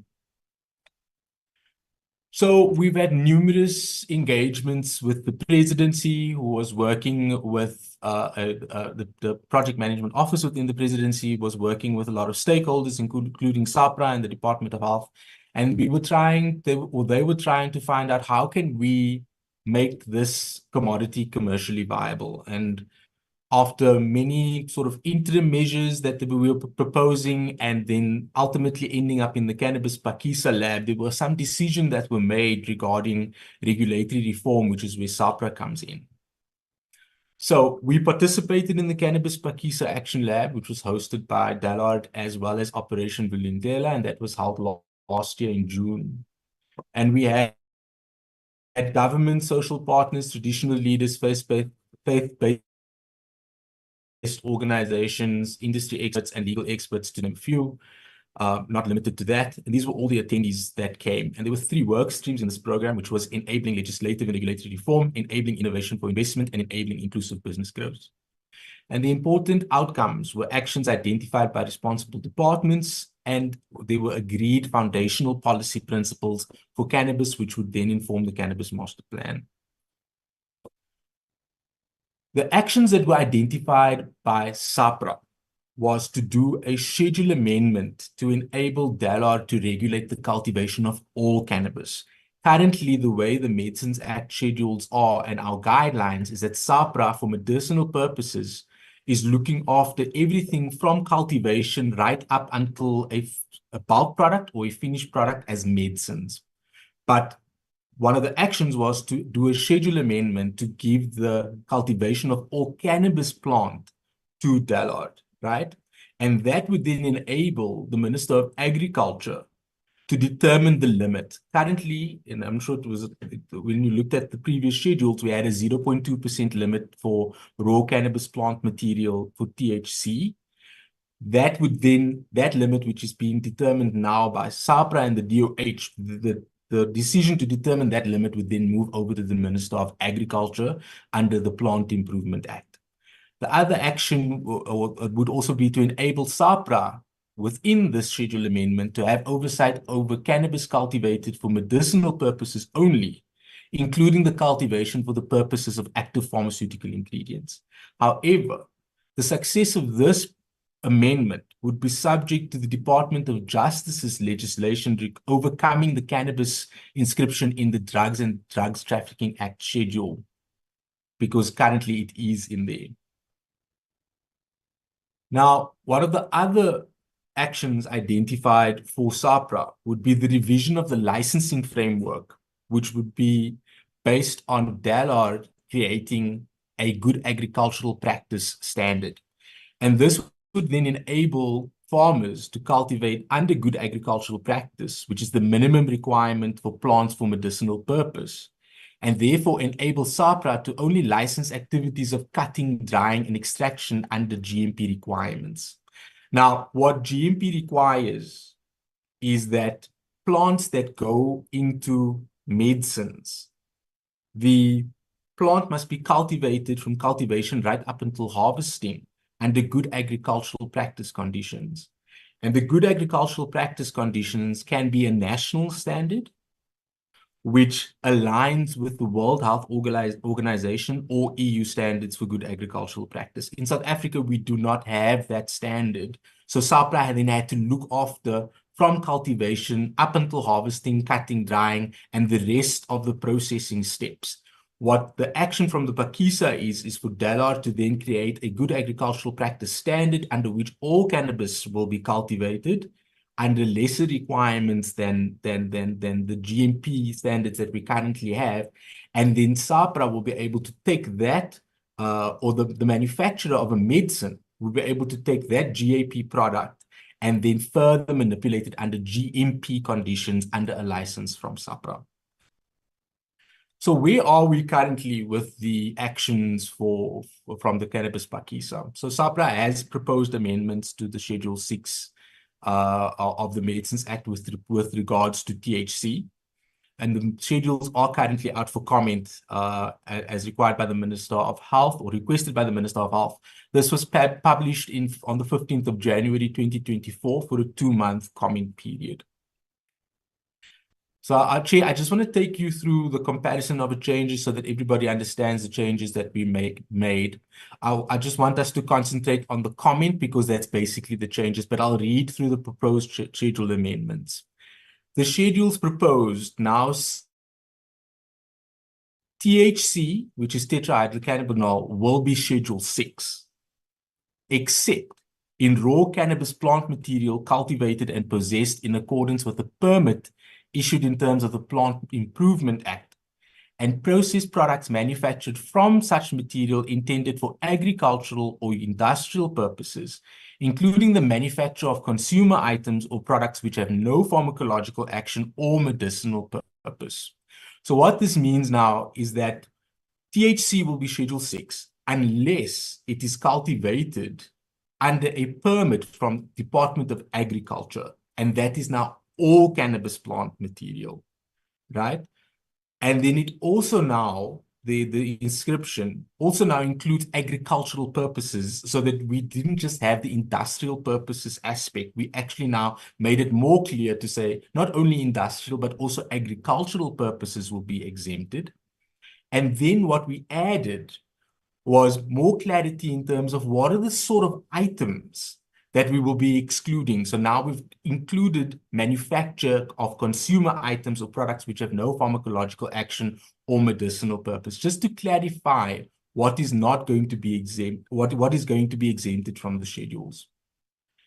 The other change that we made was the deletion of the processed products inscription. And what this allows now is for other product regulators to impose regulations and limits, for example, on foodstuffs, cosmetics, and agricultural feeds. So the removal of the processed products inscription thereby allows other products to be exempted, but then those would be controlled by other regulators and not SAHPRA and the Department of Health. Then the next one that's in there was the one that we had previously, which was in line with the Constitutional Court judgment, which allows private use, possession for private use. Now, the amendments to the schedules, right, had some contingencies, because even though we would be giving or allowing the regulation now by removing certain limiting inscriptions, South Africa still has a duty to fulfill its obligations in terms of the 1961 Single Convention on Narcotic Drugs. So in order for this to happen, because the cannabis would now be controlled by DALRRD, we needed to communicate certain contingencies that these inscriptions would need to have in order for our inscription in the schedules to be successful. And these contingencies were communicated to the Minister of Health, the DG of DALRRD, and the DG of Justice and Constitutional Development.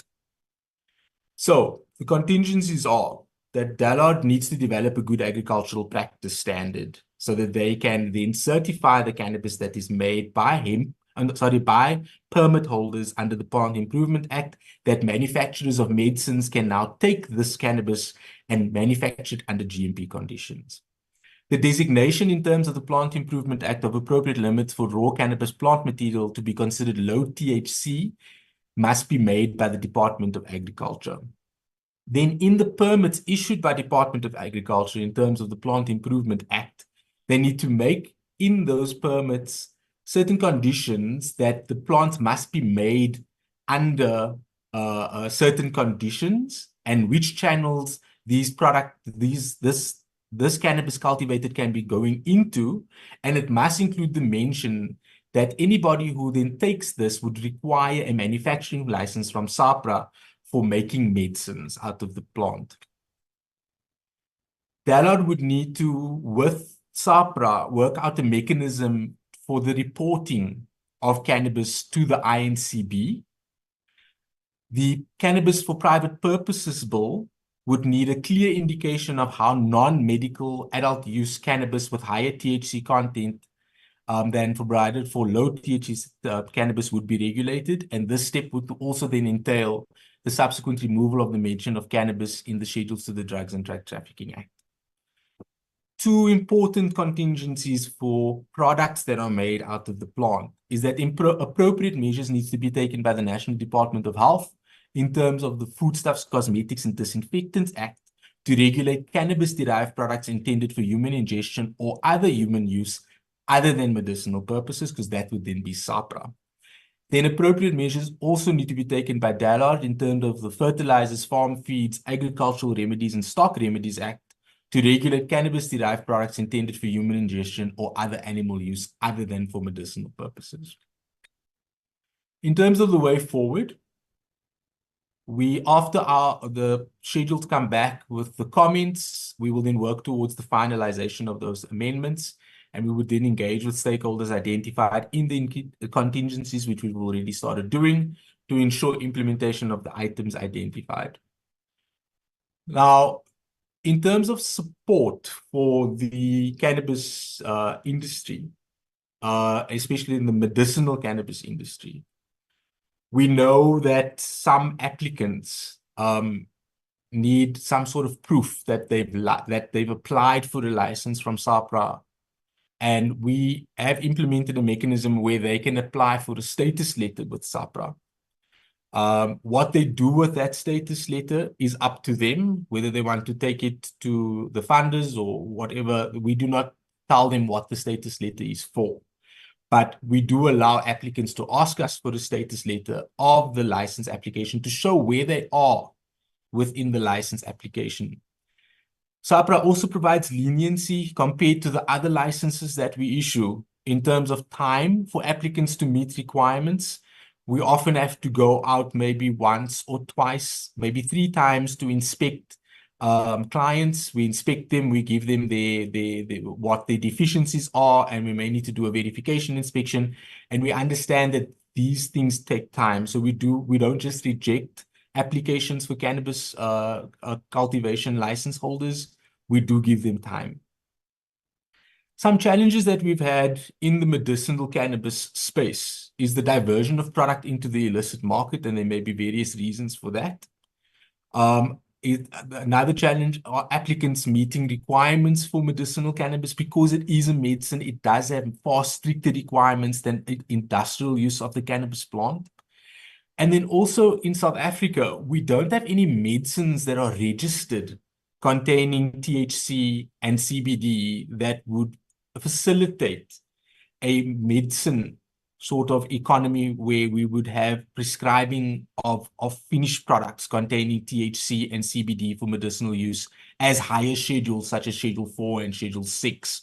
We don't have any medicines that are registered by local applicants in South Africa according to the Medicines Act. One positive success is that we do have South African license holders that have and still are exporting medicinal cannabis legally to importing countries using their license, GMP certificates that we actually give to them, as well as permits that we issue to them to export not only raw material, bulk cannabis, but also some manufacturers are licensed in South Africa to extract and make finished product that is exported out of the country. And with that, Chair, I submit. Thank you.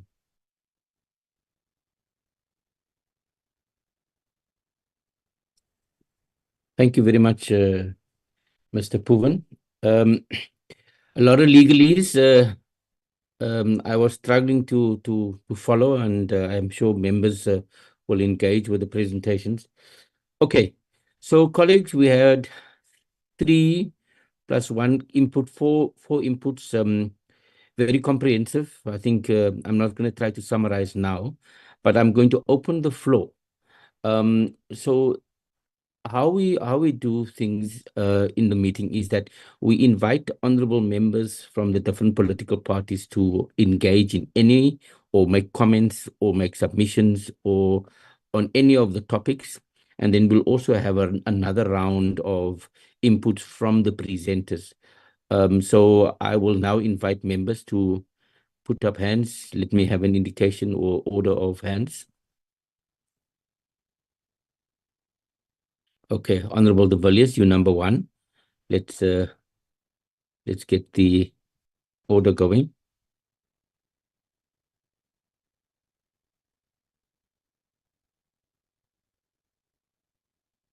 Okay. Members, are you there? I'm inviting hands, so can I get a show of hands? There was a lot of information to digest, so let's give Honorable de Villiers while other members are still thinking. Honorable de Villiers? I saw another hand. Honorable Muller, you next. Honorable de Villiers, thank you, go. Chairperson.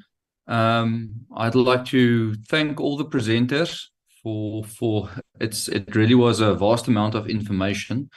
It spans over different industries. It spans over different challenges and sizes. And it's quite clear, and I think a lot of presenters touched on it, that part of the reason why this is such an important topic is that this is it's a new challenge, it's a new industry. We need to, and there's not a lot of established support or history on how the industry should engage with the government, how the public should engage with them. So it has to be acknowledged that with all of this, there seems to be a lot of frustration as well. I could see that a lot of the presenters felt urgency, they felt frustration, and I can understand why, because I can understand how it must, or I can just imagine how it must feel when you open newspapers and you see that everybody is talking about the potential of the industry and how much, how much could be made from it. And then if you invest your personal time and effort into all of these different ideas which we've seen, wonderful ideas, literally, I mean, these are pioneers. They are the start of it all. And then to run into road stops specifically with financing and getting the business's finances, I can see the frustration, and I 100% empathize with it and understand it. I can also understand, from the other side, the difficulty that it must be for financiers, whether it is government or private financiers such as banks, that it is difficult to finance something which you don't understand yet. And as we all know, people who lenders, are conservative by nature, and they tend to want to make sure that it's a home run. They don't operate like speculators, if I can call it that. So we have so we have this hurdle to overcome, where you have all of these wonderful entrepreneurs who are ready to go, but you also have the finance institutions and the government framework, which is just not adapted yet to accommodate these new sets of engineers, entrepreneurs. And thinking about all of this, if we step aside and we say, well, what's our role? What's the role of the government in all this? We need to, in my mind, look at what is best practice around the world at the moment. So what are the countries, and I don't know the answer to this because this is completely outside of my own specialty fields as well, or my knowledge, but what are the countries abroad who have created, governments abroad who have created legislation or legislative climates where cannabis or hemp or any of the related industries are beginning to thrive, and where people are absolutely building these new industries, because we need to find out what is best practice and where is the established history on which we can then pull to bring it back to South Africa, and then to empower these entrepreneurs. We can drill down into some more of the other ideas, but I think our place as a committee is to say, how do we create business development opportunities from a government perspective? And I think that would, in my mind, that is the most sensible thing to do, is perhaps a joint investigation with the Department of Agriculture. This seems to be very related. It seems to me that there's a very big shared interest between agriculture and small business development, and perhaps even trade and industry. I must say I'm quite surprised by the amounts that people are talking about, that some of the presenters have mentioned. I mean, these are not. I mean, we used to dealing with entrepreneurs who are applying for R1 million or 2 million rand. I mean, the amounts that were mentioned in these presentations are massive. I mean, it is huge capital investment businesses, which I 100% can understand, because if you talk to any successful farmer, that's the type of amounts that they need to buy a farm, get the equipment, get the all of the infrastructure invested. So I believe the amounts, but they are scary big, I must say.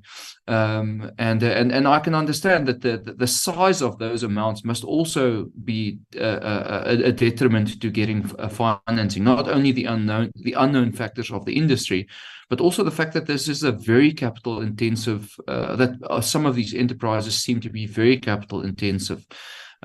So all of that must be overcome. And my input would be that as a government, our place is to try and find best practice and implement best practice. And that's what I submit from our side. Thank you, Honourable Chair. Thank you, Honourable de Villiers, for your inputs, very thoughtful inputs. I've recognized Honourable Miller and then Honourable Hendricks. Thank you so much, Honourable Chair. I think I would also like to kind of say in the same vein as Honourable de Villiers, firstly, thank you very much for the presentations, but also for me, so in the similar vein as best practice, I think understanding the different criteria from the different kind of countries around who's done this, but specifically on the funding implementations and challenges that other countries have overcome and experienced and how we could learn from that. I think also perhaps listening to the presentation from SAHPRA on the master plan, was there any kind of talk around a pilot project or an incubator model? Because if you listen to the same presentation, there's so many opportunities across the different streams for small businesses and for new industries. How do we kind of consolidate and build an incubator model where we kind of supporting and helping small businesses in the different streams? And then maybe just a question for SAHPRA, how long is the licensing process? So you issue them kind of a certificate, but then from the start of their application to the kind of issuing of the certificate, just a question on how long that is, and is there a significant cost? I think earlier on we heard that there's quite a significant cost, but I think that would be, and then maybe Chair, just as a new member, have we had kind of funding institutions across, because you've heard the experience of the presenters coming to talk about how we can streamline and make it better, and if we've not had that, perhaps that's just a suggestion. Thank you. Thank you, Honourable Muller. Again, good submissions. Honourable Hendricks, your turn. Thank you very much, Honourable Chair. And the first opportunity I have to congratulate you on being the chair of the Portfolio Committee in its last few weeks. Honourable Chair, as a Muslim, I cannot support anything to promote dacha and hemp and whatever you call it. So as a matter of faith, I want it to be noted that we cannot participate or promote anything to do with dacha and hemp. We do understand that there are some medical benefits, there are some economic opportunities, so we won't stand in the way of that.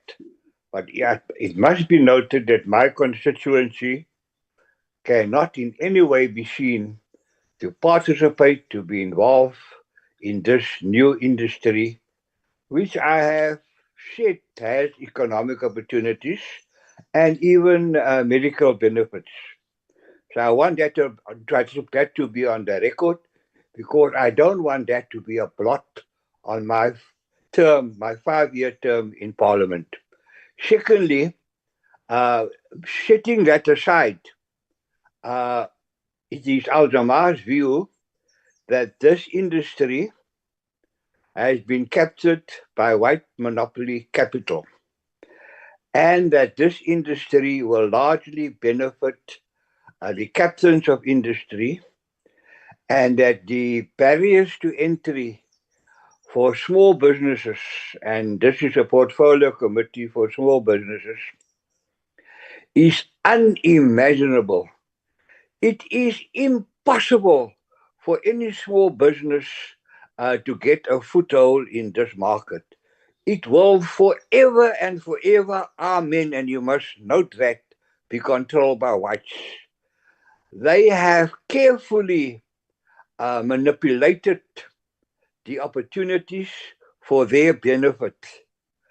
And I don't want to be involved with a small business portfolio committee that will assist white domination in this industry. Thank you very much, Honourable Chair.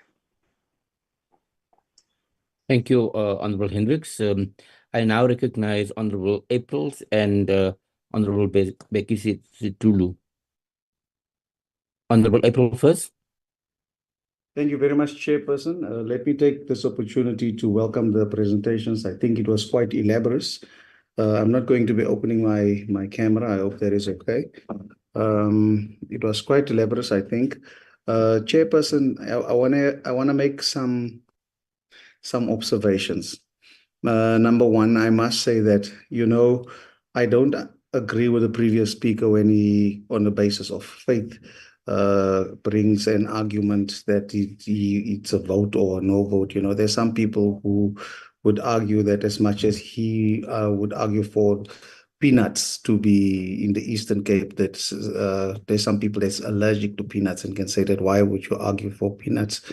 I am not going to go into that, but safe to say that we all have rights to represent our constituencies that has elected us. I have heard the runaround that Hemp for Life has been given. I think the gentleman's name is Ben. He has been quite elaborate in terms of how he has been running around to get assisted, and the kind of cost that has gone into it. He has also made known that the criteria that is being used in order to give assistance would be that to say that you must be credit your own personal credit profile, forgetting that a business is a legal entity on its own. One is worried that there are many small enterprises outside there who's been left outside of doing meaningful business, because we come from a past where we never received any kind of assistance from the state. That is one thing that I think we must be looking into. But to stay on the vein of way is, it seems like I didn't appreciate when the conversation became politicized in that ANC and DA and all of that, because when we're looking at small businesses, we never look at them what their political party affiliations are, and we always look at businesses as South African-owned businesses that we support. So I didn't appreciate that part of his presentation. He did say that he records everything. I want him to take this on record, that as the African National Congress, we are a non-racial, non-sexist movement that supports anyone in the interest of the betterment of South Africa. So please be very useful with your voters here when you come for it. Dr. Thandeka, you have really brought about a delight in terms of your knowledgeability and the years of experience that you have. And I think Ben can learn quite a lot from you. I would suggest that he reaches out to you, because there's a couple of opportunities that you have identified that I think he would find benefit from. It's important that we, on platforms like this, find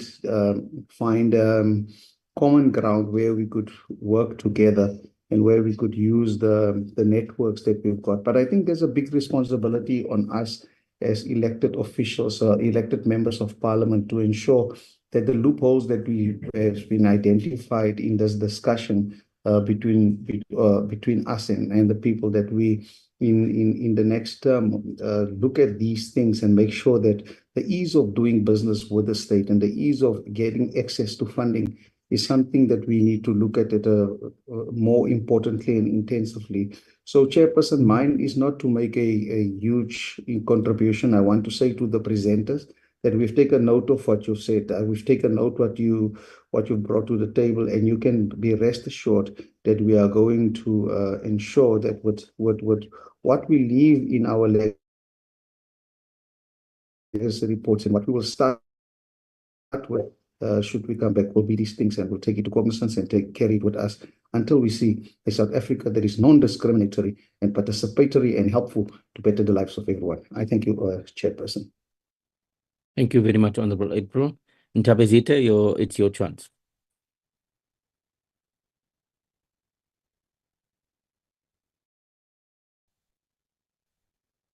Thank you, Chair.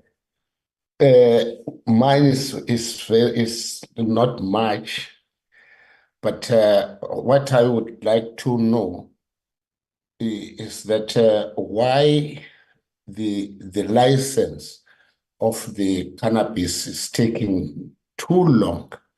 Even you submit all those things which according to the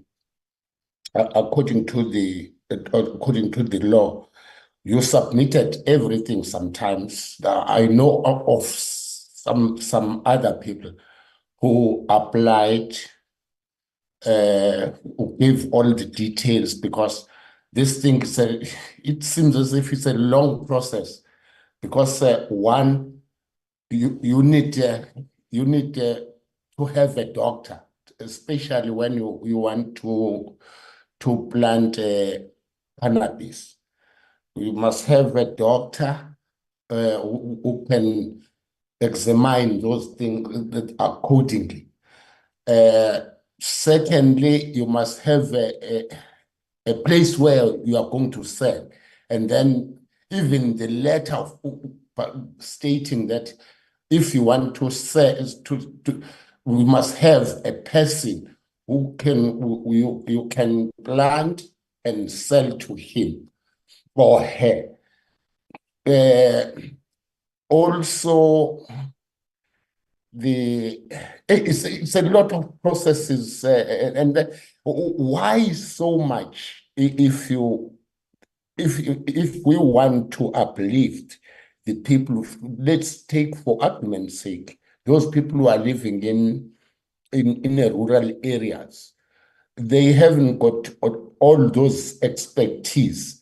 How can the department can make it little bit less? And then even the equipment itself is very expensive, because we're talking in terms of if you want to have a tunnel for it where you are going to plant, you must have a computerized watering that plant. It's a lot. You spend a lot before you can enter in this. How can the government can assist those people? And secondly, how are we going to stop those fly-by nights? Because there are certain companies now who are around the areas, or especially in KZN, there are companies who are coming from Joburg. They are coming there to teach the people, how are you going to plan, how can you plan this? And then they are getting a lot of money, the consultant fees to them. Also, those you normally apply to them, and then they run away sometimes with your money. I know of certain people who lost money. They used to tell you 160,000 to apply for a license. Give them 80,000 before they can start, and then after that you can't even see where they are. All those things, so that the government sometimes can help us on those things, so that the people mustn't lose money like that. Thank you very much, Chair. Thank you very much, Honorable Member. The whip, Honorable Tlomelang. Thank you, Chair. I'm going to request to switch off my cameras. I'm also preparing to go to the House. Chair, let me also welcome the presentation and further indicate that I want to agree with the previous speakers, especially Honorable Hendricks, because I wanted to say there is concern. My concern, Chair, is I was also looking at the benefit. How is it cannabis, hemp, especially the permits, going to benefit the small businesses that are waiting for a very long time? But the problem is, it's like we're talking about something that is already privatized and benefiting a certain individual. I went to one of the slides that talked about the permits holder. It says in terms of the support, the colored 48, it says 0. And there is also discrimination in some slides of the when you look at the cannabis and the hemps holder as far as the license permit is concerned. How do you say South African population is 60,000. I want to check if it's those who have the permits. But how do you separate the colored community from the South African population? Because Tina, as government, we don't even isolate each other. When we are talking about the composition, we're talking about South African, including the colored and Black Africans. So there is a slide where it talks much of a discrimination a little bit, and it raises a lot of eyebrows. But secondly, Chair, I want to check the role of agriculture, because when you start to speak about planting and agro-processing, the agriculture must be part. So my proposal or my view is that the presentation is fine for now, but I think for us to get to the gist of the matter, the Agricultural Portfolio Committee must also partake on this presentation, because most of the issues do affect the agriculture. And secondly, I don't understand, especially in terms of the first presenter, is it Mr. Bed who was presenting firstly, as to how we can convince us that in terms of these numbers of the 60,000 license holders, how do you divide them according to the provinces? Do they have, because I had him presented, do they have the allocation as per provinces? And how are you going to make sure that if as government, when we find this, because it looks like it's an individual or a, I don't want to say a cartel, some sort of, but a group of few people who are benefiting from it. But how do we make sure that we are not working against what the government, because the government obviously doesn't want to hear anything that is illegal. That is the first thing. How do we avoid people to do illegal things as far as this cannabis and the herbs are concerned? Secondly, how do we make sure that we bring the two departments together, so that the agriculture must be part of this, so that when we do planting and the agro-processing, all the departments are part of this. But my proposal will be, I think we need to go back. The presentation is before us. We can be allowed space as the portfolio committee, especially the politician, given the responsibility to play oversight, discuss it amongst ourselves, because other issues, it will be like we are attacking the presenters of the issues, but there are a lot of issues, and some of them we can't even raise them in their presence. I think if it's us, we can be able to deliberate more and come up with the way forward as the portfolio committee. Thank you, Chair. Thank you, Honorable Work. Colleagues, what I'll do before I give the presenters a response to just have a second bite, I will now take my chairperson's hat off and just also speak as a member and just give you my initial observations. So, colleagues, the reason why we have this presentation is because cannabis, hemp, dacha, tsango, it's not only topical, it is contextual and very rich history. It is linked to the resistance of our people, and I think Gareth Prince spoke to it. There was a constitutional court. A lot of our people use, consume, grow cannabis. And in the past, just like apartheid and slavery, the cannabis and hemp industry was decimated because it was mainly black in favor of tobacco and cotton. If you look at the history, both in Americas and also the other colonies of the our erstwhile colonizers, that have happened. So for a long time, just like the taxi industry, the cannabis industry was the illegal, informal economic sector of your traditional black communities. And yes, this government took a while to implement the constitutional requirements, but now we have a legislation framework which has decriminalized cannabis and says we must commercialize it to the benefit of all its people. So we're at that stage now, and I think whilst we acknowledge it took a long while to get where we are, there's many challenges, and I want to applaud the 4 presenters that spoke here. And us as legislators, we need to be wary to what's happening out there, because many young black young people that have been picked up because of possession of cannabis, whether you're a Rasta or just a youth on the Cape Flats, you have now a criminal record because it was a criminal offense to have cannabis.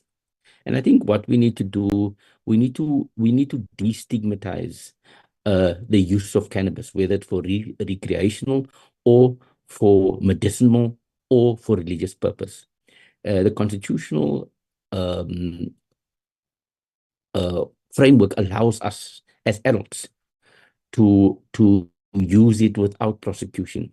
So I think the one issue that we need to do, there's different aspects of it, but the one aspect that we need to do is get the Department of Justice to see how are we ensuring that those youngsters that have these criminal records are expunged. That's one issue that I certainly feel passionate about, that we need to follow up. I also contextually, I feel for Mr. Sussman, because Mr. Sussman is a representative of a South African. Yes, he's colored. Yes, he's a man, but he's first of all a South African. And so our state must work for all of us. Our states, our entities, our funding agencies must work for all of us. So if you look at the journey that Mr. Sussman has taken, and normally we don't listen to individual complaints, we normally get representatives. But I think Mr. Sussman is a representative of a constituency that feels alienated or marginalized or not being catered for. And I think that is important. You know, race, culture, and identity politics is still big in South Africa. And I'm sure it's going to be big now going towards the elections. Our job is to ensure that where there has been oversight, where there has been failure, we need to see how we can correct or remedy the situation.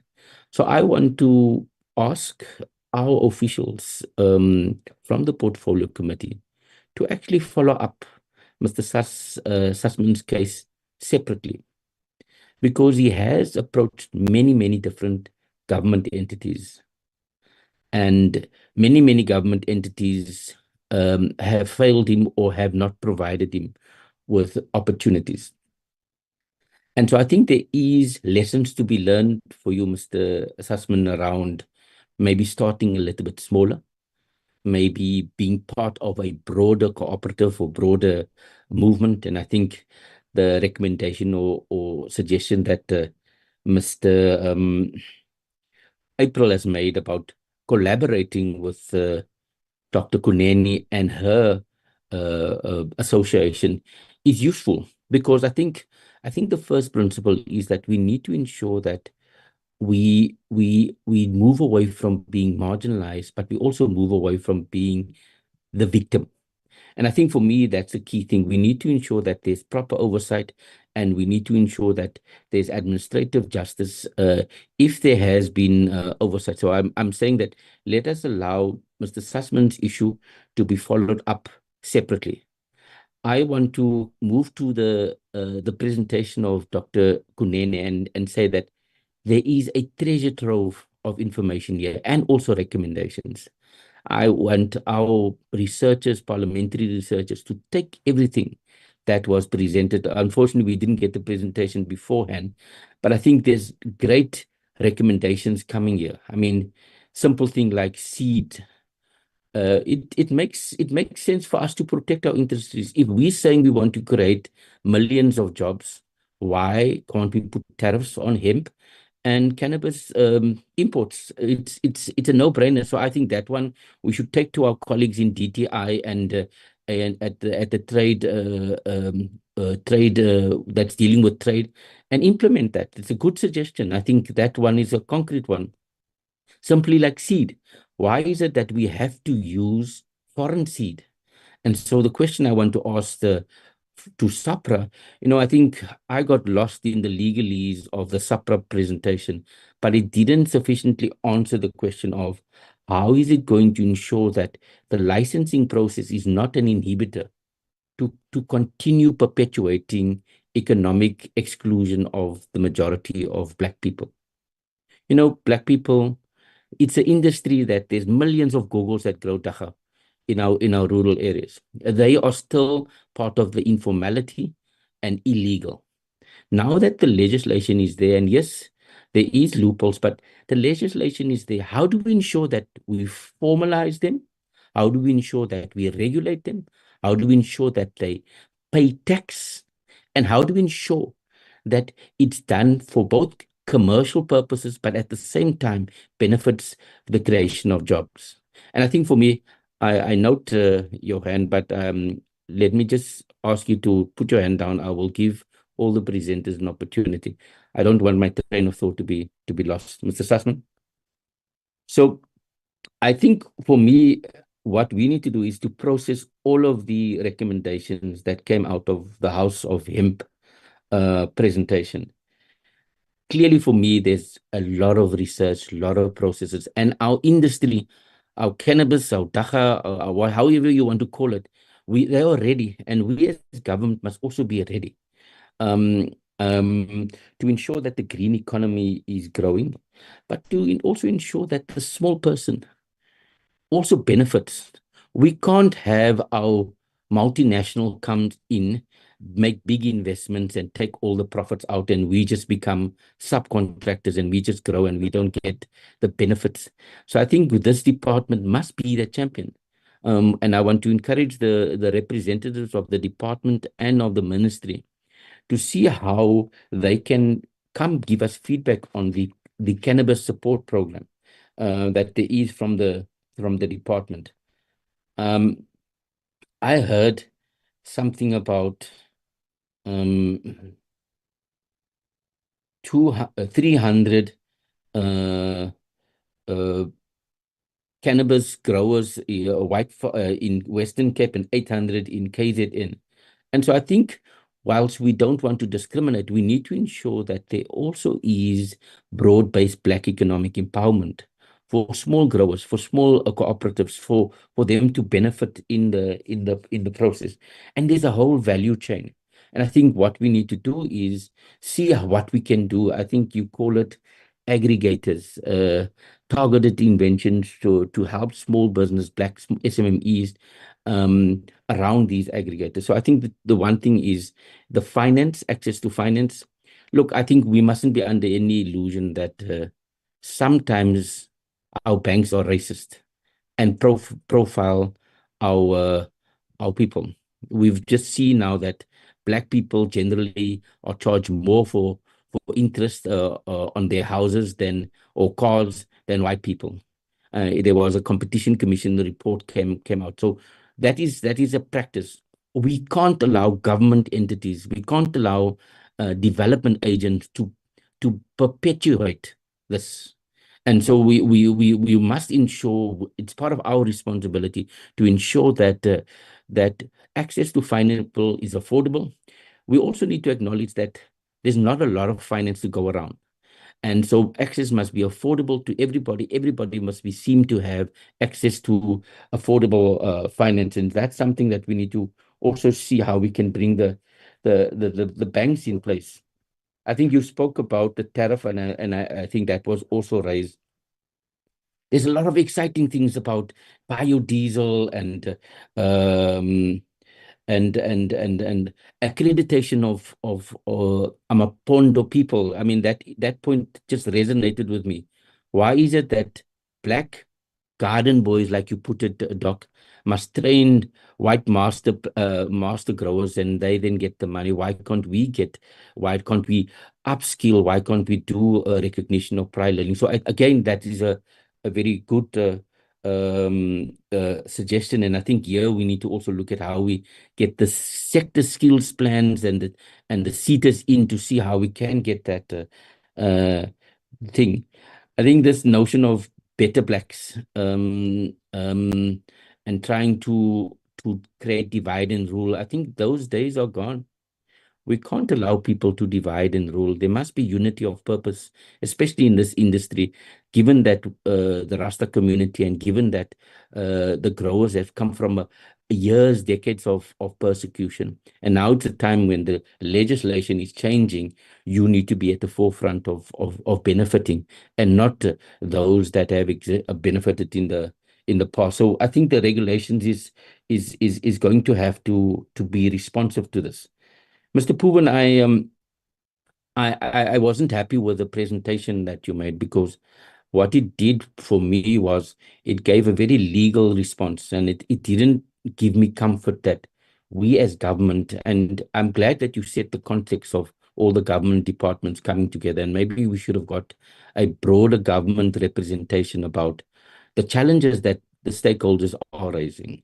So the challenges that the stakeholders are raising is that the unintended consequences of licensing is that we perpetuate racial exclusion of the majority of Black people, because Black people can't afford the license. There's 100 white license owners, and there's only 7 Black license owners. And so that is an indictment to SAHPRA. So you can't just give me the legal responses technically, because that is not the intention of the legislation. The intention of the legislation is to ensure that our people are formalized. We can't have gogos that's growing cannabis, that's making subsistence farming. They just sell to multinationals, and they don't themselves benefit. And we don't get the revenue, we don't get tax, we don't formalize the industry. So I think that for us is one of the key things. We hear that it was coordinated by the presidency, and I think that's where it should be located. The president is a big advocate. I think in the last State of the Nation, he said there's a lot of benefits to be derived from this, and we must take our society forward. Jobs can be created, localization, beneficiation, in the construction, all of those things, biodiesel. So I think what we must do is not just move away from just recreational use, but the commercial use for our country is big. And so I think it's important for us to regulate it and to ensure that we get the proper settings. I mean, there is this big debate about THC and the content and all of those things. But I think for me, there's 2 terms that is very important, is the commercialization, the beneficiation for our people, and at the same time, the decriminalization of this. Look, I'm not going to get into the personal beliefs. I think we as a constitutional, we respect religious beliefs, but we also respect people's constitutional rights to practice and believe the way they want to. This is a circular state, and I think we need to ensure that we respect everybody and we celebrate and respect the diversity that is our country. I want to invite members, the presenters now, to just make concluding remarks.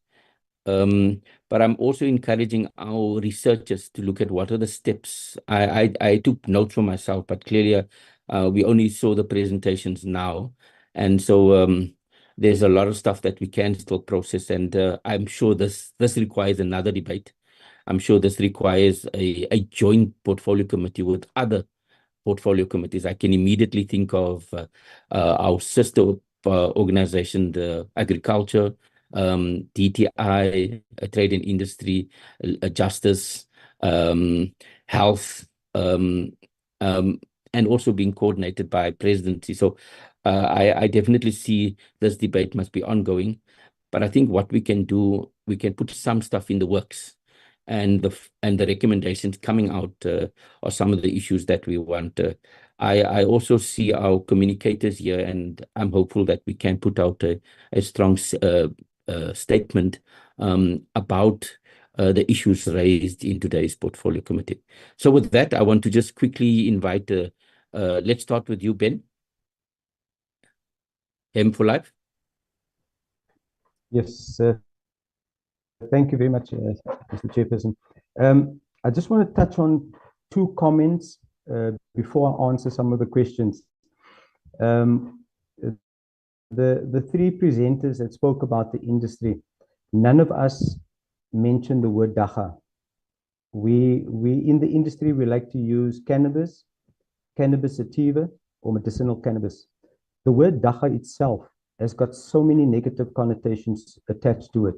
So if you see any newspaper article and it's got the caption Dacha, it's always negative. Drugs on the road, people smoking it, it's always negative. So the industry, we try not to use the word in our presentations or in our correspondence with anyone because of the negative connotations.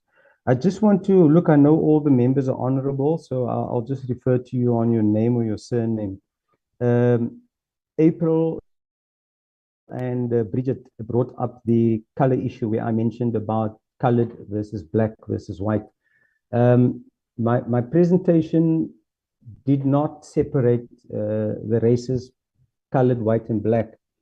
I made a point about the funding percentages in South Africa. Now, if you ask the IDC for their access to their records about who gets funded, black businessmen, white businessmen, colored businessmen, you will see that there's a 10% per application. So if there's 100 applicants, 10 people will get funding. That's just how it works. So my point of making that I made is to say that there are 5.6 million colored South Africans. So if there's 10%, at least 5 of us should have been funded. So I just wanted to make that clear. I did not bring up the color issue, which I feel this might be the worst thing to say on this forum, but it's rich coming from ANC members who has excluded coloreds from employment in government positions, which has been gazetted. So I'm not the one that brought up color. I just want to, Mr. de Villiers mentioned about, and Ms. Mueller, Nuran Mueller mentioned about a pilot program. Now, we've invested 500 billion rand in COVID relief, and we all know how that went. Why can we not allocate 1 billion rand as a pilot project for at least 8 or 10 farms to be set up? And from that 1 billion rand, we can figure out what is working for everyone and what is good learning, what is the best practices that we can share with each other. De Villiers mentioned about us getting a task force together, a task team to investigate what's the best way, go speak to the Americas, to Europe, Asia. We're 5 years into the industry already. You know, I saw a documentary about an island that's inhabited by some tribe, and they've had no outside interference. They're isolated from the world. Now imagine we drop 10 automobiles there, 10 Fords or 10 Toyotas on the island. And then 5 years later, we say, okay, this is how we're going to build roads on the island, and this is how we're going to get petrol to the island, and this is how we're going to train you guys how to drive these vehicles. That is what de Villiers is suggesting now, that 5 years down the line, we now want to sit down and figure out what is the best way forward. Us that has been in the industry for the last 5 years, we've done the homework. We've spoken to people in the US, in China, in Australia, in Canada. We've done the research. You need to come to us and talk to us. When the Cannabis and Hemp Master Plan was put together, it was community leaders, traditional healers, and the Rastafarian associations or groups that were part of putting together the master plan.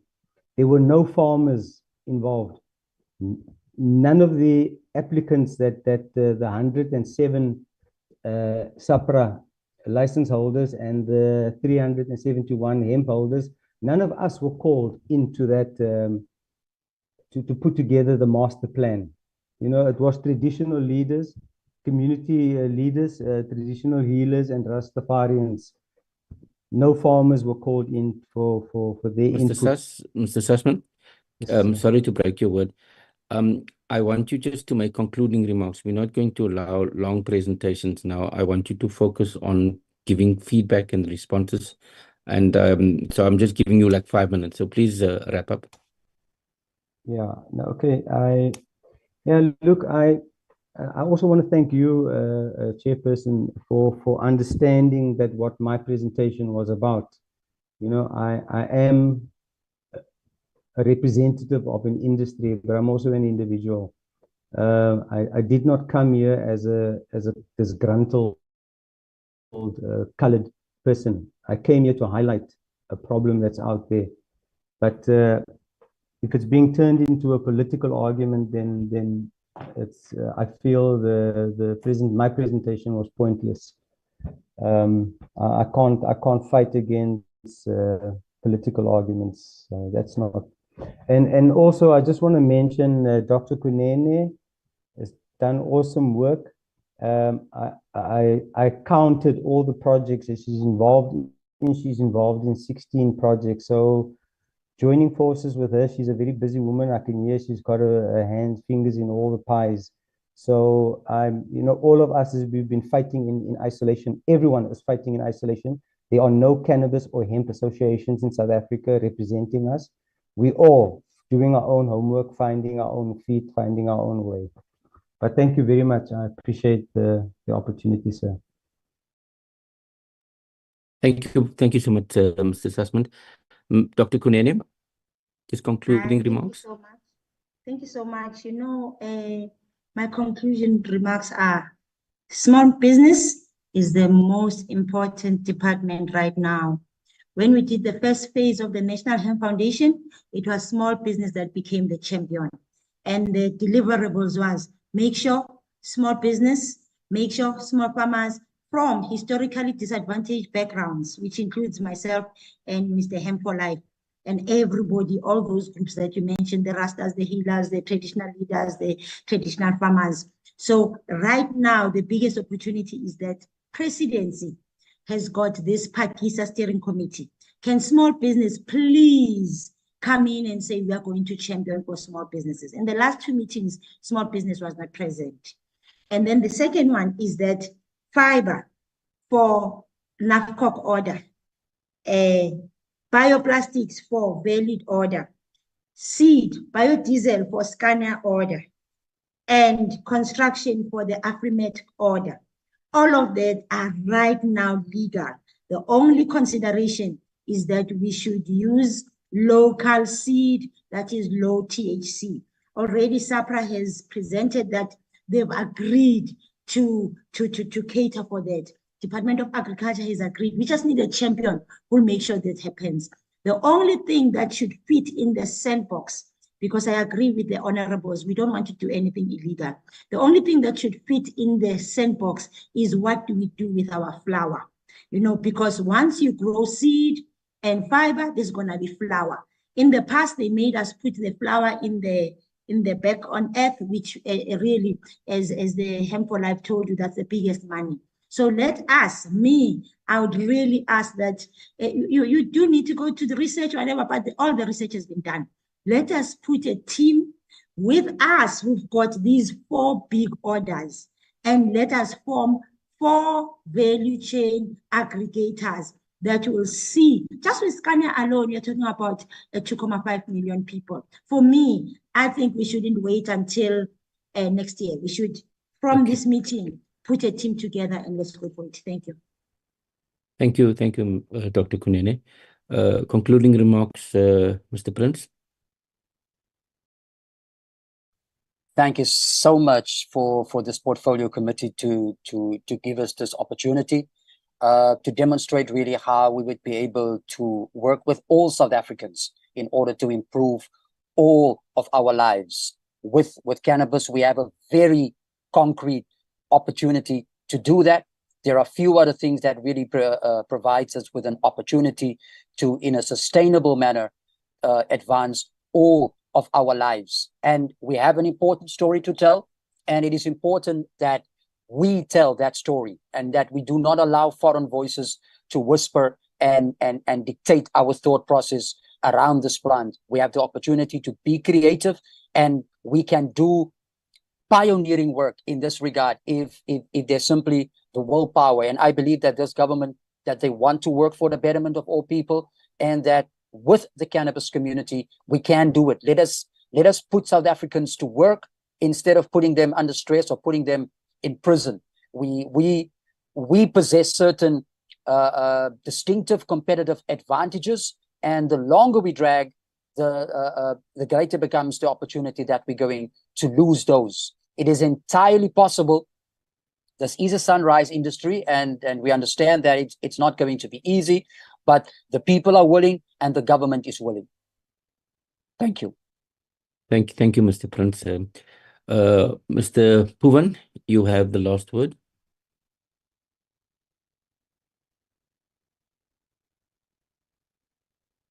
Thank you, Chair.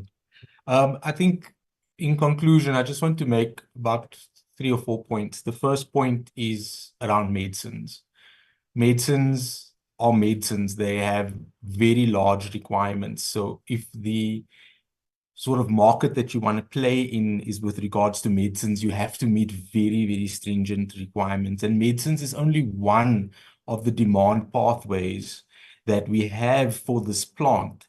And I think that the knowing all the things portfolio committee and knowing what's happening in those spaces and who's responsible and who needs to take that up and help the economy around this plant needs to be taken into cognizance, not just the medicines regulator, because it is a multi-sectoral approach under the Cannabis Master Plan.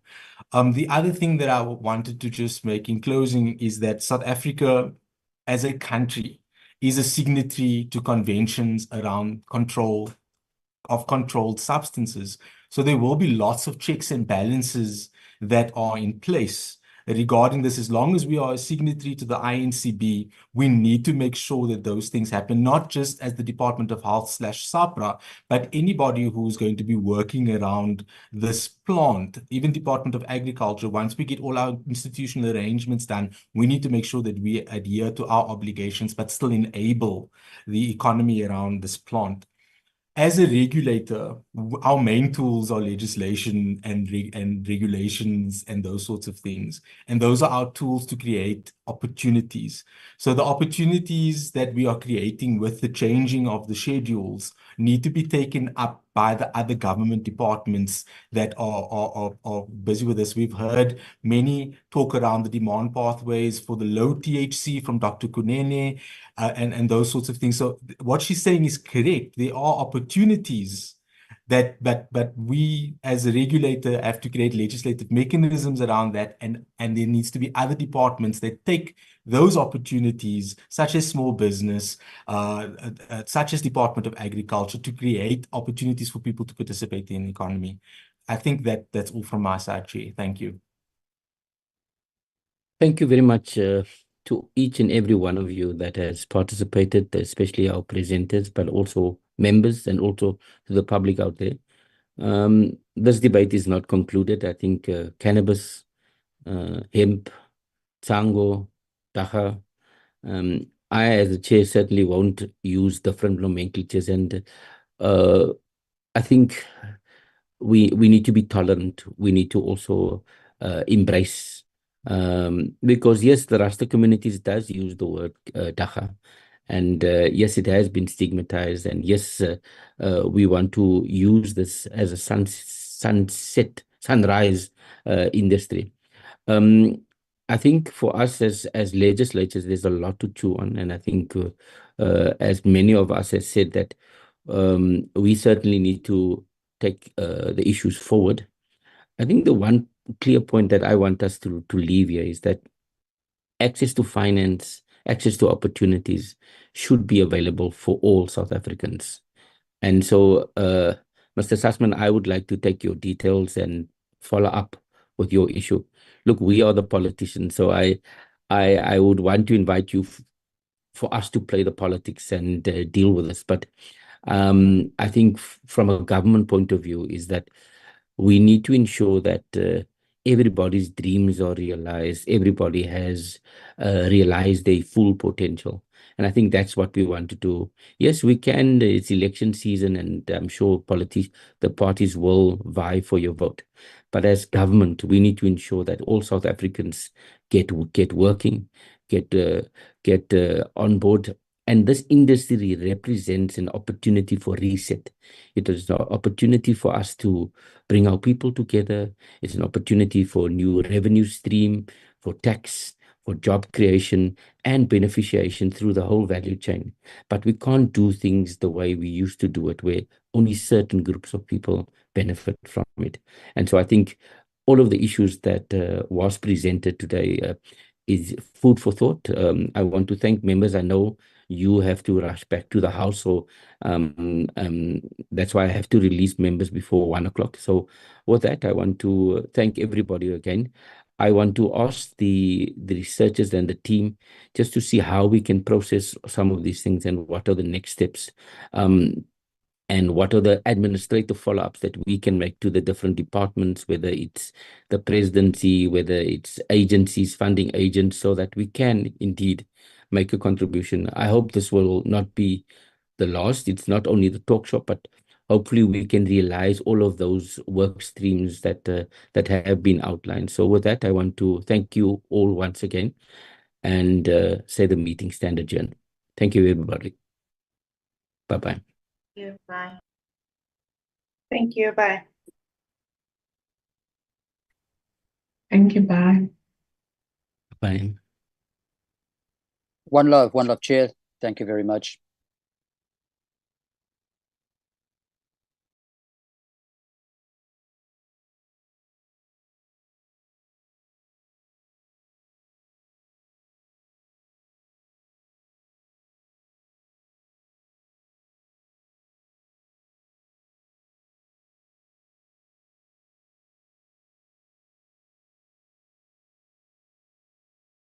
Recording stopped.